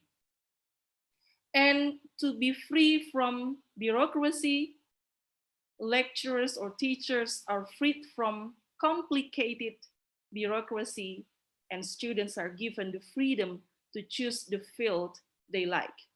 It really sounds good, right? Where teacher will be freed from the bureaucracy, complicated bureaucracy, and students will be given freedom to choose the field they like. Well, later we will continue discussing about freedom in learning English as a foreign language. Later, what does it mean, independent learning or freedom of learning, as stated by the previous speaker? Independent learning is a process or a method and a philosophy education whereby a learner acquires knowledge by his or her own efforts and develops the ability for inquire, and critical evaluation. This is stated by Philip Candy. Then it is really important to fostering autonomous learning or independent learning or freedom of learning. So this is one of the solutions to help the learners reach their full potential. Where in the history, some of the education experts from all over the world have been promoting the concept of educational reform connecting to autonomous learning, such as John Rousseau, John Dewey, Carl Rogers, Freire, even Illich, and other educational reform experts. So independent learning is not a new concept. But for us in Indonesia, this is a new concept to be implemented. We know the theory, we know the concept, but maybe we didn't realize whether we already implement it or not. Then I think this is a great policy for all of us in Indonesia to applying this new concept, this independent learning in our teaching and learning process. So we can say that independent learning or autonomous learning or freedom of learning, this is, I think this is the same concept of freedom of learning, independent learning or autonomous learning. Well, in Indonesia themselves, in Indonesia itself, we have a well-known Bapak Pendidikan, that is Ki Hajar Dewantara, who had promoted independent learning. Ki Hajar Dewantara's concept of education is education that liberates, pendidikan yang memerdekakan. The purpose of education is independence. So kalau orang belajar lalu tidak merdeka, berarti belum belajar. So Ki Hajar Dewantara said that freedom means that everyone can choose to be anything, with the note that there is a respect for the independence of others.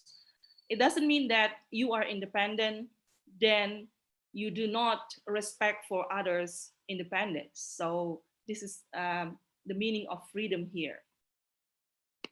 The next, why students should be independent in their learning.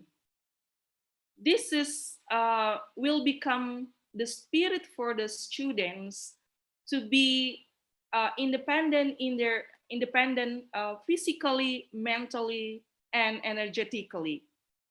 Because when we prohibit restrictions on the punishment and coercions to the students, it will turn off their free spirit and kill their creativity.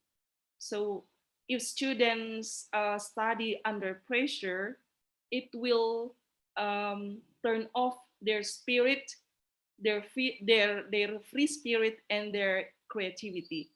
But when they are given a freedom to study, and they will learn happily. Forte in 2009 stated that creating a classroom atmosphere where thinking, questioning, and imagining is encouraged, because this is what permits students to freedom to truly learn. Then, where should be the freedom begin? The answer is start from our mindset. Begin from teacher and then students. We have to change our mindset. And you know that change our mindset is not a short-term gain. It needs high commitment. It needs time and also process. But again, it should be start from teacher themselves and then followed by students, or both of them. Students and teachers should change their minds. We have to choose our mindset. Why? As Galileo Galilei said, that you cannot teach a man anything. You can only help him find it within himself. God already given us the nature to study and to learn, and it is within ourselves. So he said that we cannot teach men anything, but we just can help them to find it in themselves. So here that we can say, for students to learn, teachers need to be freedom to teach. So not only teachers should be set free, but also students. Students should be set free, and also teachers should be set free. Freedom of learning. Okay, the next, students' freedom to learn requires teachers' freedom to teach. Education is about learning to think critically, asking questions, and using one's imagination. This is three important things that should be realized by teacher, that in education we have to promote the critical thinking, asking questions, and use one's imagination. Creating a classroom atmosphere where thinking, questioning, and imagining is encouraged, because this is what permits students the freedom of truly learn.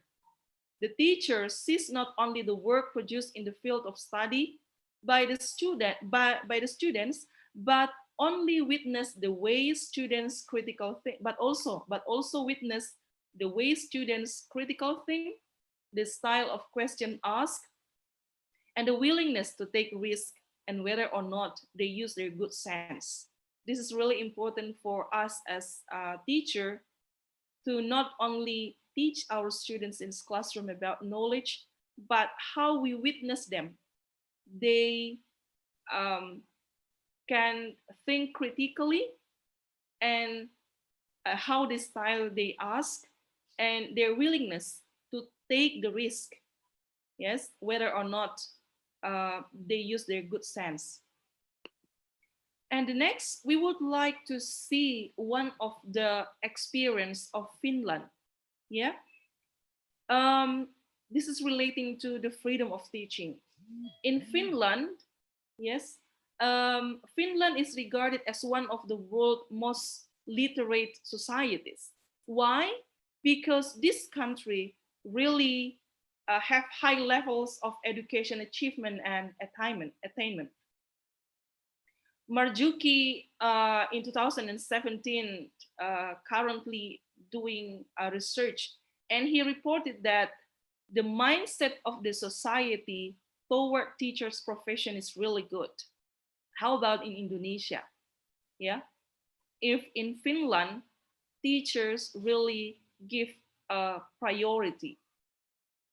They say that this is a profession that really good. Education has always been an integral part of Finnish culture and society, and teachers currently enjoy great respect and trust in Finland. Well, let's compare in Indonesia. Are the teachers enjoy the great respects and trust? So this is the question for all of us. The crucial role that teachers and teacher education have played in the dramatic transformation of Finland's education system changed this country. Maybe in only 10 decades, this country changed their educational achievement and attainment. So I think this is really a good information for Indonesia as one of the development country in the world. So teachers should be enjoy great respect and trust. It will help them to be freedom of teaching. The next, what does it mean, freedom of teaching? Here, we explain that freedom of teaching means giving teacher autonomy and allowing them to use their professional judgment.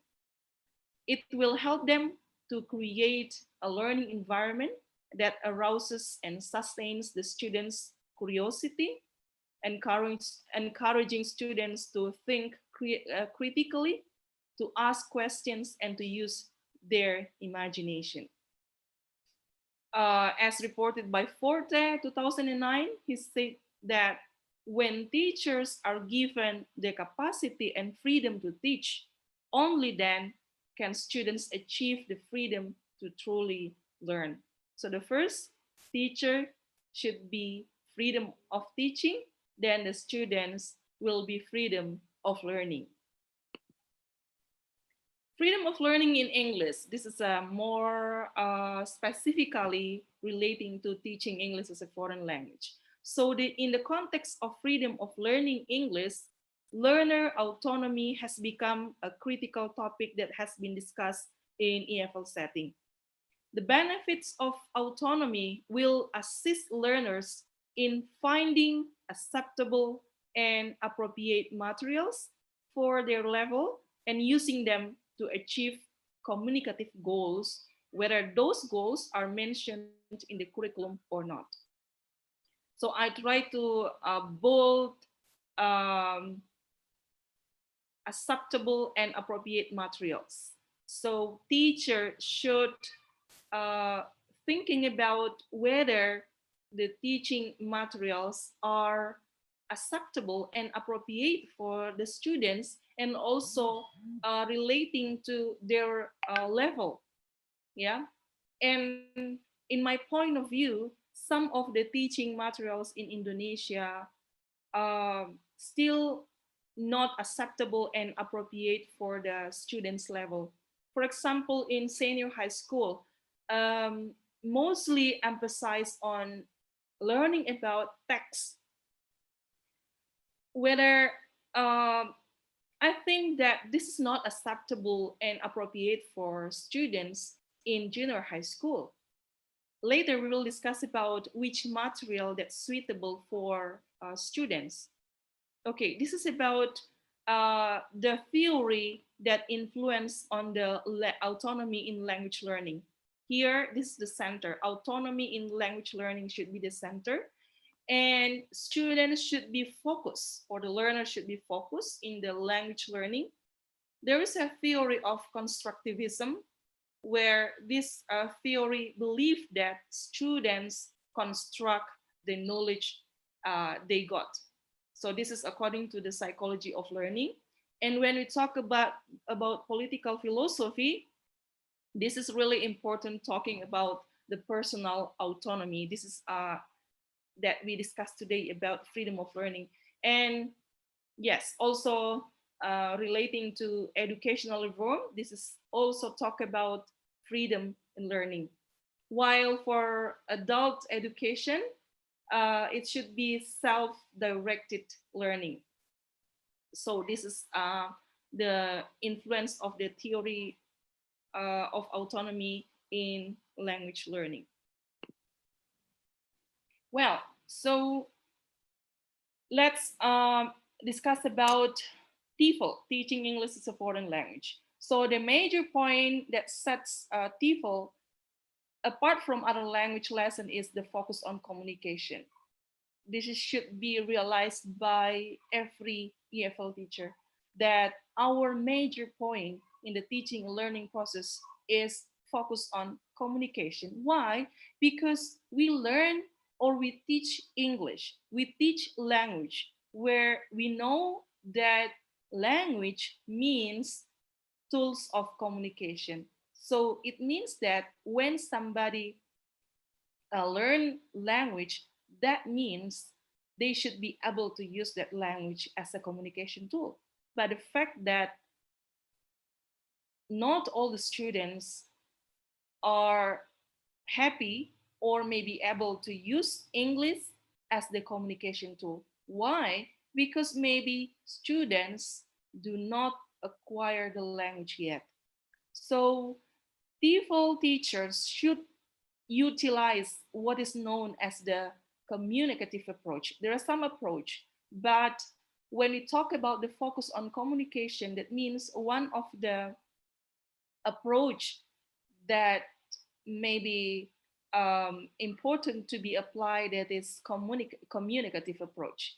The communicative approach makes communication the focus of the language.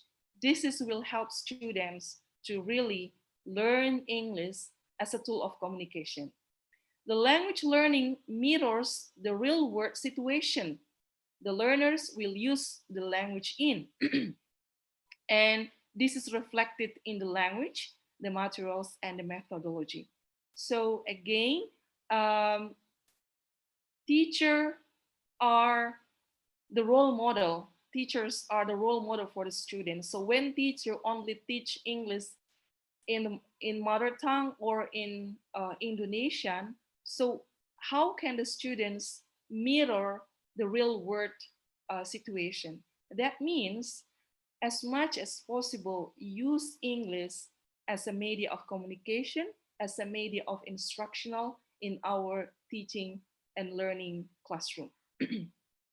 That is the communicative approach. Next, talking about lessons and the content of TEFL lessons. TEFL lesson teach language which is immediately useful and relevant for students. Again, as I stated before that the content or the materials should be relevant for the students. How about the students learn something that they do not need? Therefore, the syllabus will include not only the usual vocabulary related to family or education or technology, for example, but the syllabus also should include the functional language, such as how to giving advice, how to asking for directions, how to speaking on the phone, or as stated by Pak Rector that we need English for specific purposes, something like that.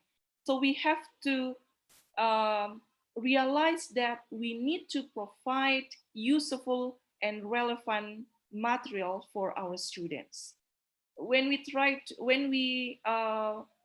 to analyze the teaching materials at elementary school or a junior high school or senior high school, sometimes we find materials that I think do not useful and relevant for the student's life.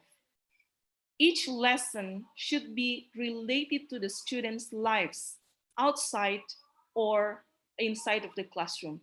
So this is personalizes the lesson, which makes learning more memorable and effective. When the material really useful and relevant for the student's life or related to the students' lives, it will memorable and effective for them. And it will help the learners to acquire the language because it is really functional and useful for their lives. So in terms of content, yes, again, TEFL lessons should use materials that again reflect the students' lives. And any written materials or videos or listening text will be relating to the students' interest, lifestyles, and living situations. Well, so here I try to quote Richard Cliff in 2008, the ways to develop independent learners, especially in the context of language learning. He proposed seven ways. The first, teachers should make the learning goals clear. And I know that most of the teacher or lecturer already set the goals clear, but here, teacher or lecturer should help the students to realize the goals and really can assess whether they achieve the goals. And the next step is personalized learning goals. After knowing the learning goals, then students should personalize the learning goals. What goals that he or she will achieve after study the materials. The next step is focus on the process as well as the goal. So both are important, the goal and also the process. And the next, the fourth ways is provide opportunities to reflect on learning. Students should try to reflect on the learning material that they have studied. The next step is offer feedback on learning. Yes, not only giving feedback by giving them the grade, but students should get feedback from every learning that they have. Next, the sixth step is encourage peer feedback. This is really important, not only feedback from teacher, but also from their peer. And the last ways is transfer learning decisions to the students. At the end, student should be able to make decisions about their learning. So this is the 7 ways to develop independent learners in the context of language learning. Next, let's talk about the readiness of teacher. Are we ready? The questions in my title is, are we ready? Excuse me, Miss. Yes? Excuse me, you have 5 minutes left. Well, Okay. To implement this policy, the authorities should begin to assure the EFO teachers' competence to adopt the concept of freedom of learning. The first, teachers should realize and understand well what is the freedom of learning. And the next, according to one of the result of research recently in 2020, then that 60% of teachers reported difficulties in operating digital devices and using online learning platforms. I think this is the really big problem in Indonesia, where not all the teachers are ready to using the devices and also the learning platforms in the educational setting. If we see the fact that most of the lectures maybe only use WhatsApp as the platforms for learning. Some of them use Google Classroom or Zoom meeting, but maybe we have to try to use another language learning management system. And how to prepare teacher for all of that? They really need professional development. Teacher professional development must be prioritized by the government and also the educational system. Teachers should be more aware about contemporary language learning trends and difficulties, as well as learners' recent inclinations, the theory-based development, and also advances in wide tech educational technology for language learning. What about students' readiness? One of the research proposed that students are not ready for 10% manage their learning by themselves. So that's why students still need teacher to help them to become autonomous learner. Nguyen and Habok also reported that there are 2 conceptualize of language autonomy, that is willingness and capacity. This is a very essential components for students, whether they have willingness and also the capacity. Willingness to engage in autonomous learning consists of 2 components, namely beliefs about teacher's role and motivation, while capacity consists of ability, desire, and freedom. So 2 components of willingness, teacher's role on motivation, and the capacity relating to ability, desire, and freedom. So this is the autonomy, learner autonomy. You see, talking about freedom, motivation, desire. Next, conclusion. Freedom of learning is one of the solutions to help learners reach their full potential, to help them build their critical thinking and creativity to face the 21st century. For students to learn, teachers need freedom to teach and free from bureaucracy. Lecturer or teachers should be freed from complicated bureaucracy, and they should be given autonomy and allowing them to use their professional judgment. Freedom of teaching and learning begins from our mindset, teachers and students themselves. And TEFL lessons should immediately useful and relevant for the students. And teacher can utilize communicative approach in their teaching, because this approach makes communication the focus of the language learning. So it is the EFL teacher's obligation to help learners to be independent learners. They can help them by implementing the 7 steps or the 7 ways of fostering the freedom of learning. So this is the reference, and this is the end of my presentation. Thank you very much for your attention. And if you would like to give some questions, so please ask questions. Thank you. So I give it back to Miss Susi. Okay. Thank you, Dr. Selvi Panggua, for such informative presentation for us about freedom of teaching and freedom of learning English as a foreign language. We have one question from Julius Roma Patandianan. Well, time is yours, please.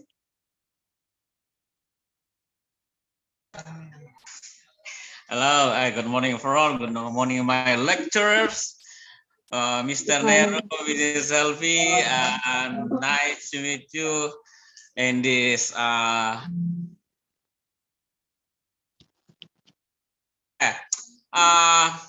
first I would say stunning webinar, and I hope this webinar will result a fabulous effect for us. My question is, how could an English teacher, particularly, implement the free teaching learning if we connected it to our local culture or Toraja local culture? As we know, Merdeka Belajar connect directly with budaya lokal or local culture. Okay, thank you. Okay, thank you. Please, I please Dr. Selvi to answer the question. Well, thank you very much. Really interesting questions, Mr. Julius Roma Patandianan, one of our great alumni, I think, yeah. He has published some books, I know.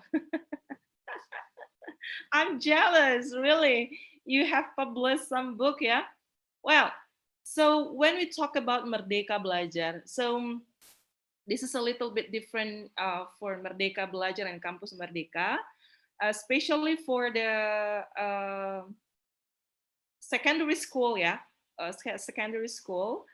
According to Pak Menteri, there are 4 kebijakan, yeah.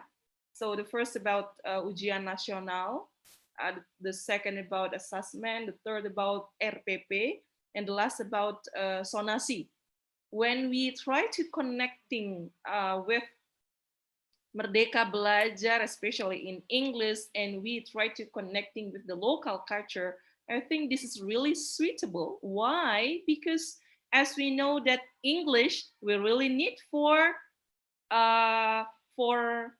promoting our culture, for help the learners to communicate with foreigners who come to visit our country. So how about teacher creativity? This is again, as I explained in my presentation, that teaching materials should be useful and related to students' life. So when we talk about students in Toraja, exactly, students are really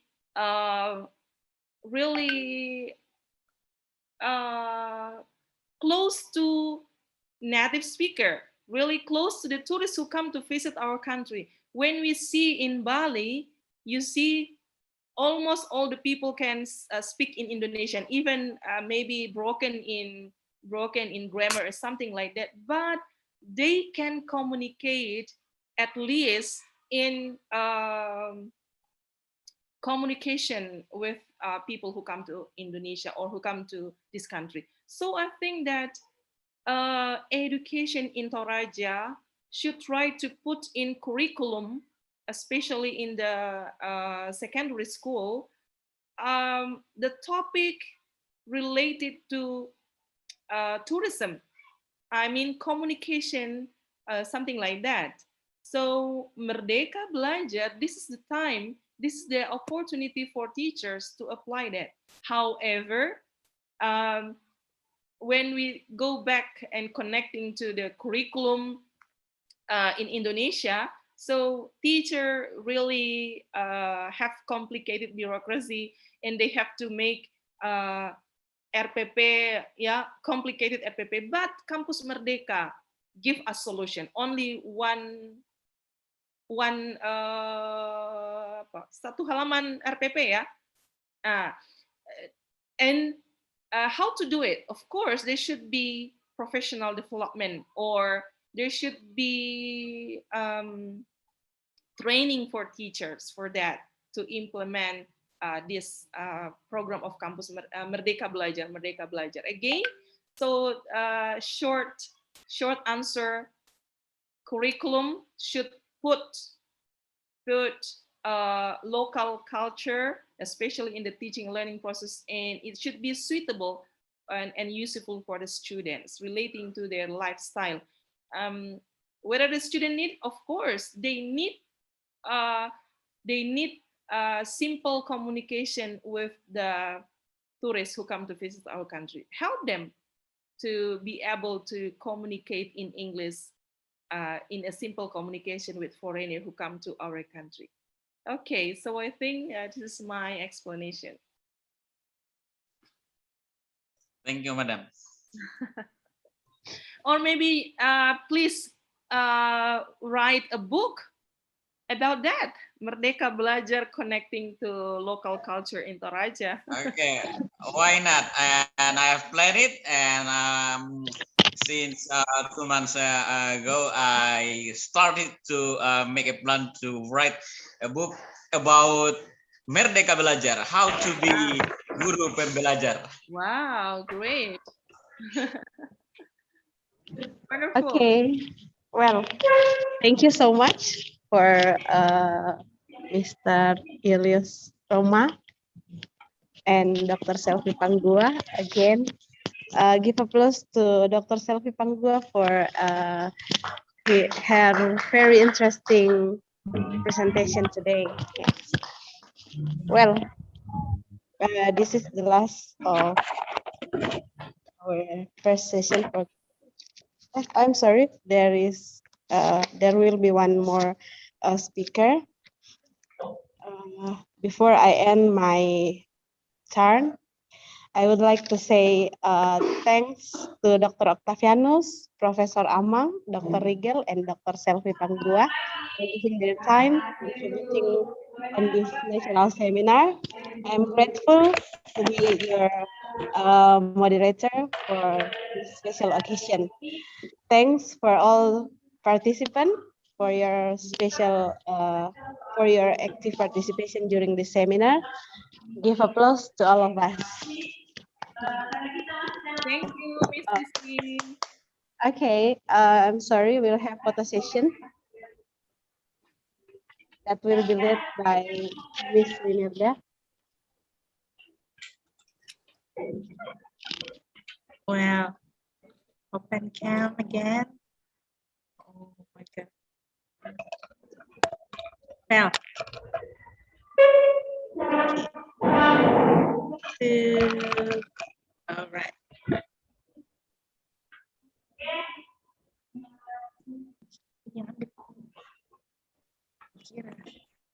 Di sendiri. Oke. Oke. Okay. Thank you again. Back to Miss Silvani.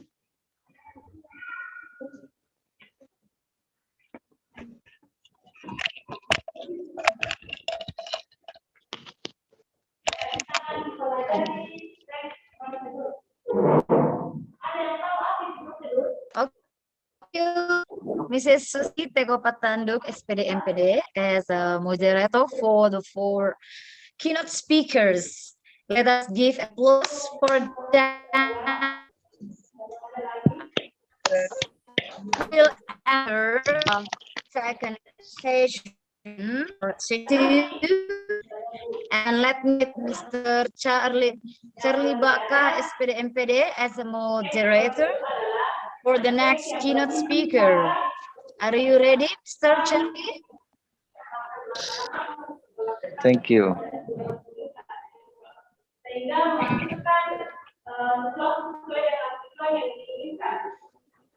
Okay, thank you for the next material in our seminar today. The fifth presentation by Dr. Andus Nehru P. Pongsapan MPG, and the title is Design Instructional Model for Teaching to Improve English Communication Competencies for Tourism Industry Players to Increase the Quantity of Tourists Visit Indonesia. Mr. Nehru is a senior lecturer in English Education Study Program.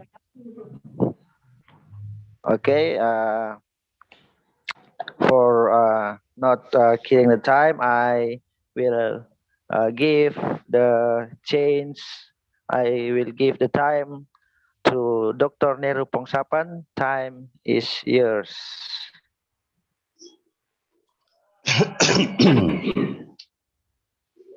Thank you very much.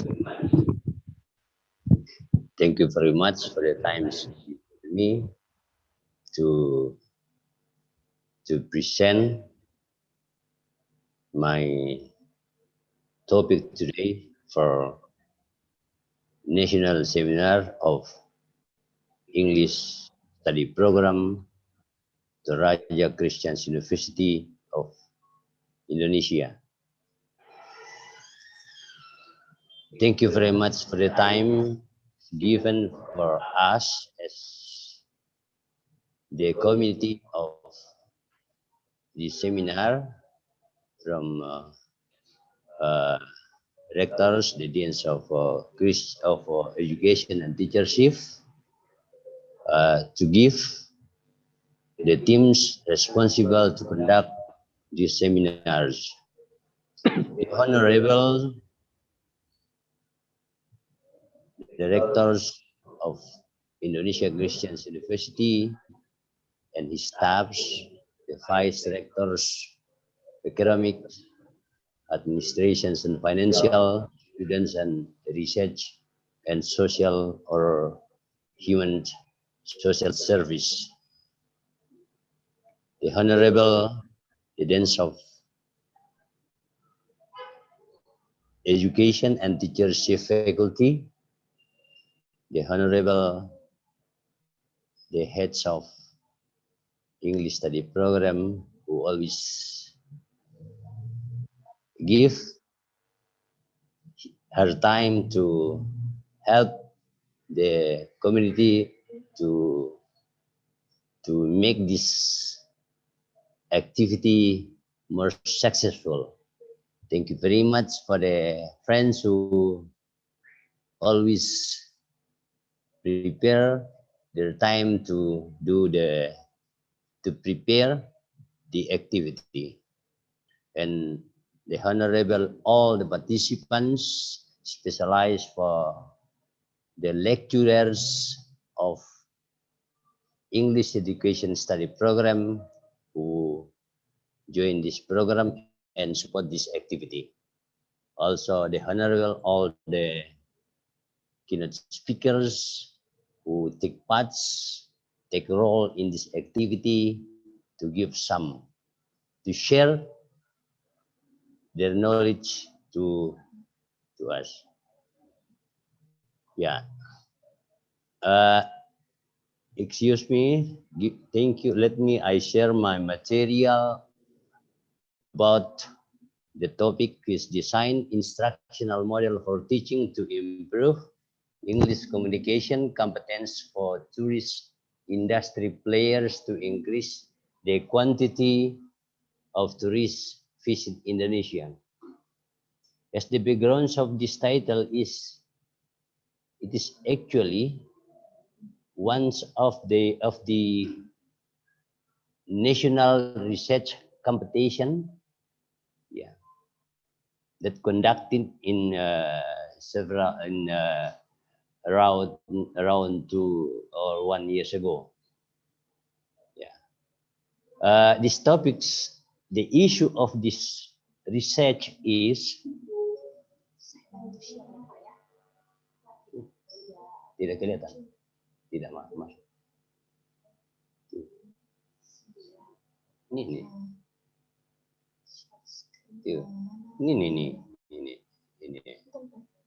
Nah.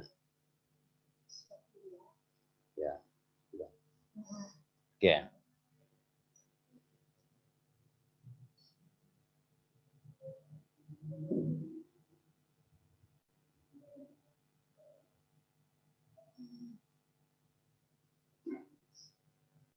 Oke. Oke. Ya. Oke. Issues based on these titles of this research is communication competence that owned by the players of tourism industry that located and employ at every places of tourism industry, such as tourist object,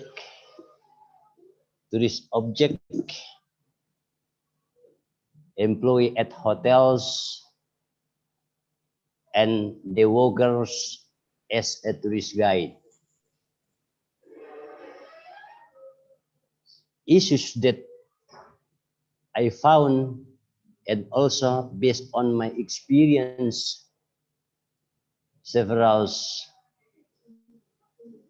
times ago and until now, when I visit the tourist objects, it means that the players of tourist industry, they have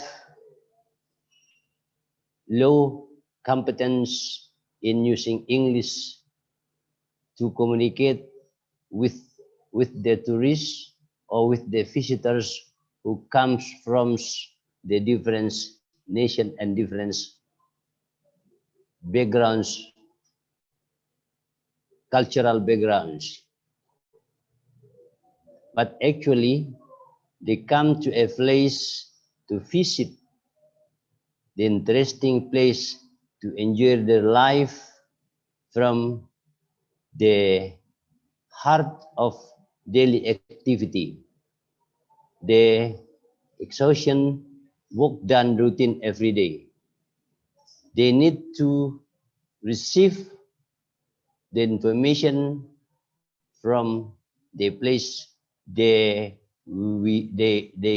visit. But the reality that the interaction between them and the role players of tourism industry still lack. So based on this phenomena, the researcher or I as a researcher try to conduct the research how to design and prepare to design and to know the visitors' niche, who visit the place of interest. Second one, this is the backgrounds based on this research. The second one, this research is based on ESP English for specific purpose. It means that the students who use English should be based on the learner's needs or the user's needs. So that's why the research is based on several references. Yeah. Deal with English as a specific purpose, as stated by Rector. It is one of the high and the big responsible for English study program to design and to conduct teaching English as ESV.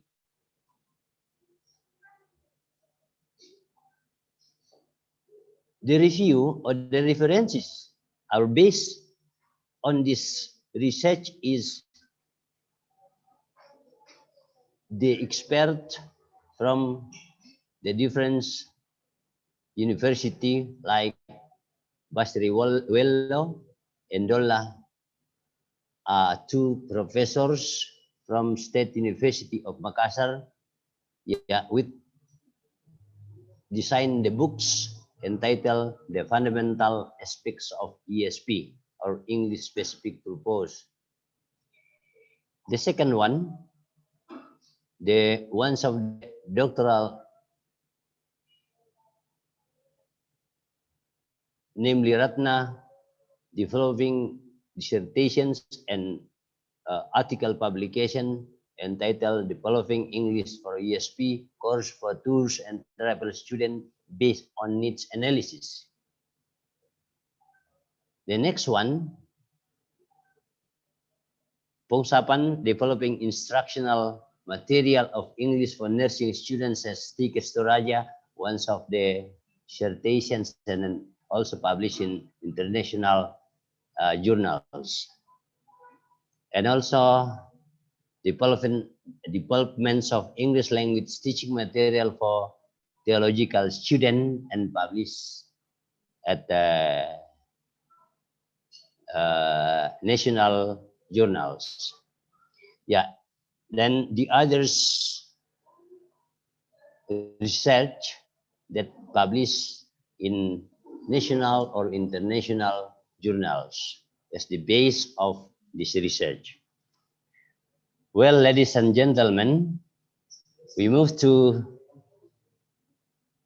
the third subtopics, namely how to do or how to conduct, how to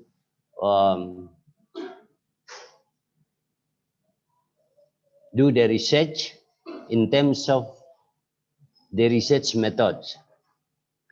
Based on this point, yeah, the research methods is designed by qual, quantitative and qualitative. And after that, yeah, continue to the research design ADD approach or analyze, design, development, implementations and evaluations approach. It is family. It is designed by Bram Maribe. Yeah, consists of 5 stages. And after that, continue to the setting in terms of the location where the respondents were, namely the first one is Yogyakarta, 5 main tourist destinations in Indonesia. Yeah, Bali, Borneo or Kalimantan, Wakatobi, and Toraja. Yeah, those 5 places where the respondent, where the researcher take the data as the settings of the locations of this research. Next, respondents. It means that employees at Savindersoft in 5 main tourist objects.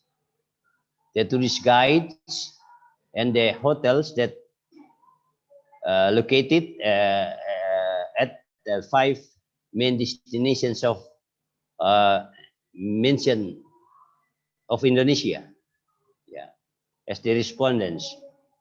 Collecting data, yeah, automatically library to take some references, some review literature, and also field research in terms of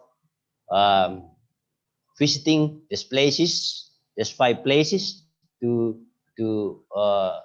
find the respondents to take data from them. And analysis data, the first quantitative is to calculate by using mean score, and then after that interpret it by using Miles and Huberman. Well, ladies and gentlemen, we move to the second is the result. The instruments is used to collecting data is questionnaires, yeah, cross questionnaires, yeah, that consists by using Likert scale, 5 options, and the items, for example, item 1, to know the importance of English for tourism industry. It means whether or not English is important for them to do their activity daily. Based on the result that they're getting from collecting data from the location, yeah, the important for information, the second one, the important for tourist business, then important for individual needs. Yeah, the real or the average score is 4.58 as the important for tourist business. It means that they learn English because they are going to use English for their business. Yeah, their business may be selling their business of tourism industry in a different field, maybe a souvenir shop, a tour guide, and also serve the clients or the guest. Item 2 is also the question that stated in questionnaire is how often do the tourism industry implemented English skills? It means these questions is deal with the frequency of the role players of tourism industry that use English in their daily activity. Well, the result is skill consists of 5, and the speaking and listening is frequently used in their daily activities. We move to item 3, the frequency of the difficulties in English using skill faced by the tourism industry prospectors in Indonesia. Also, speaking and listening take the first and the second rank. Well, the competencies in English according to the needs of tourism industry players in Indonesia is the first one is pronunciation. Yeah, and then item number 5, it's assess with the methods needed to learn English by tourism industry in terms of what kinds of approach is needed by the tourism industry players to learn English. Based on these questions, yeah, having difficulties joining interaction with the native speakers. So it means that we have to design the methods, what kinds of the appropriate or the suitable methods is design is used to teach them. Yeah. Okay. Yeah. Yeah. Those the figures presented by those the figures we may read through the figures here. We just read and show the average based on the items. Yeah, items in the questionnaire. Next, the last point is the conclusion. Yeah. The question number 1, so what kinds of learning English and language needs? Yeah, English is very important for the business. It means that they need English, they learn English for their business. Yeah. And then the second one is important for information and their personal needs. Yeah. Indonesian, for Indonesia tourism industry players, the English language skills needed by Indonesian tourism players are speaking, listening, and writing and reading. So, yeah, and then skill in terms of the English language element is needed mostly by them are vocabulary and pronunciation. And the approach, yeah, they need to improve the communications competence by using English is they have to learn through small groups, yeah, and also uttering words or sentence in English. And then also the topics they want to know is, yeah, starting from the A, find the places, and B is guiding tourists and allowing and prohibited introduction to one to each others and tourist information center, and the last in is tourist destination. Yeah, I think that this is also one of the strategy in playing in I mean to take parts in freedoms teaching based on Merdeka Belajar, yeah, Merdeka Belajar, prepare the time to time and the opportunity to learn English based on their needs, yeah, based on their needs. I think that it is one aspect in learning freedom. Yeah, we know that teaching, yeah, composed by at least several elements, or teachers or lecturers, the classroom, and the learners or students.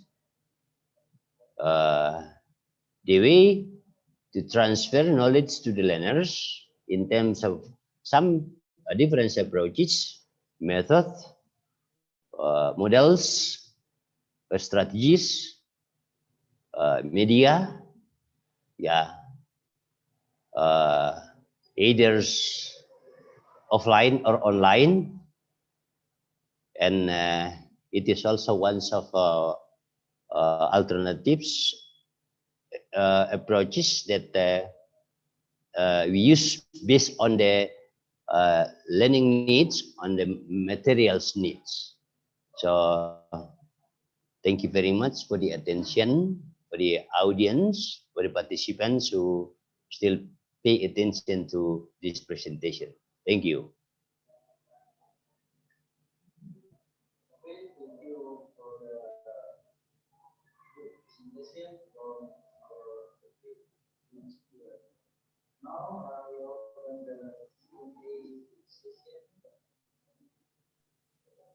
Okay, thank you for the presentation from our fifth keynote speaker, Dr. Nehru P. Pongsapan, MPD. Now we open the Q&A session. I give the time for all participants who will give the question related with our topic. Time's yours.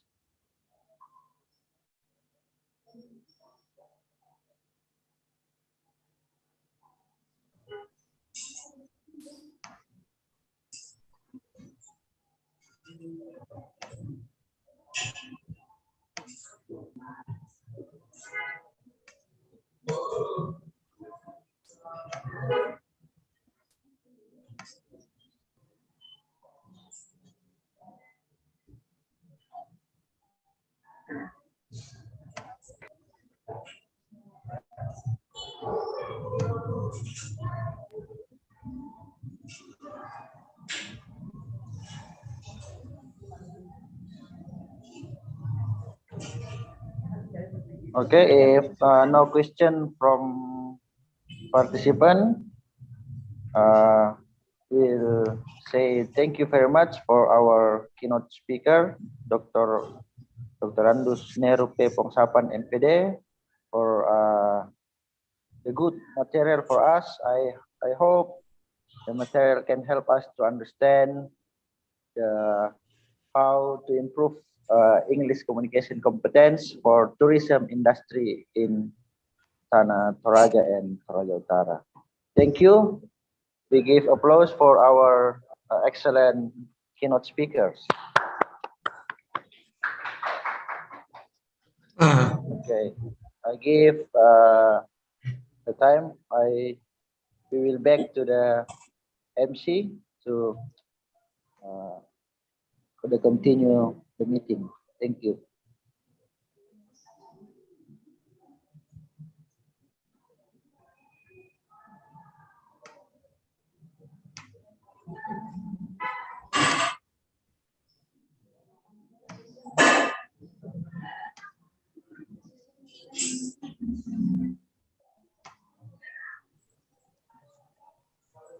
Okay, Mr. Charlie, thank you for the time.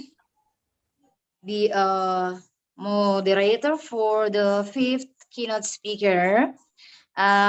For our information,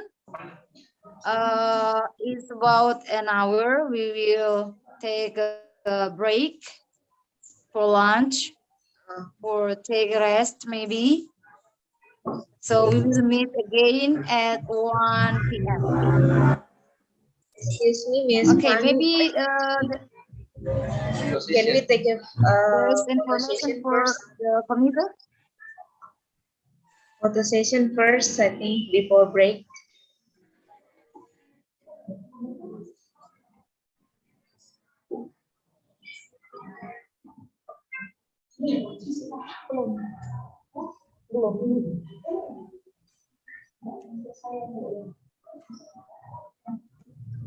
Okay, ladies and gentlemen, before ending this session, let's have a picture together for photo session. Okay. 1, 2, 3.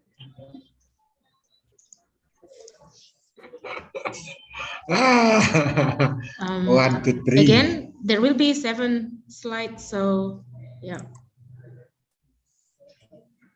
It will take more time than before.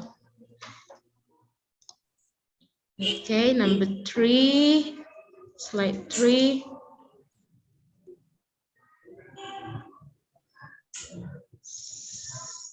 Slide 3. Okay, open your cam. 1, 2, 3.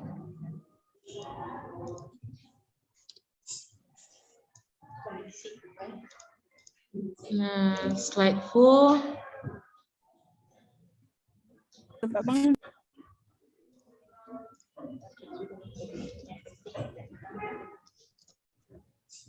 Slide 5.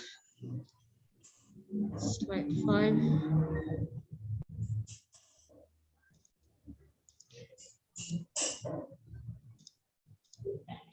Slide 6.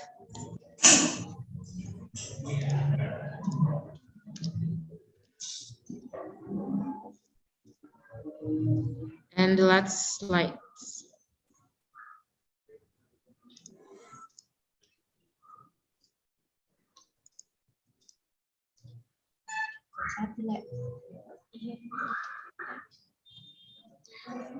Ladies and gentlemen, so this is the end of our first session. So now for the break time, we will continue our seminar at 1. So yeah, there will be more keynote speakers for the second sessions. There will be three more keynote speakers after lunch break. So we will see you at 1 o'clock in Toraja time. So have a good time for this lunch break. Thank you.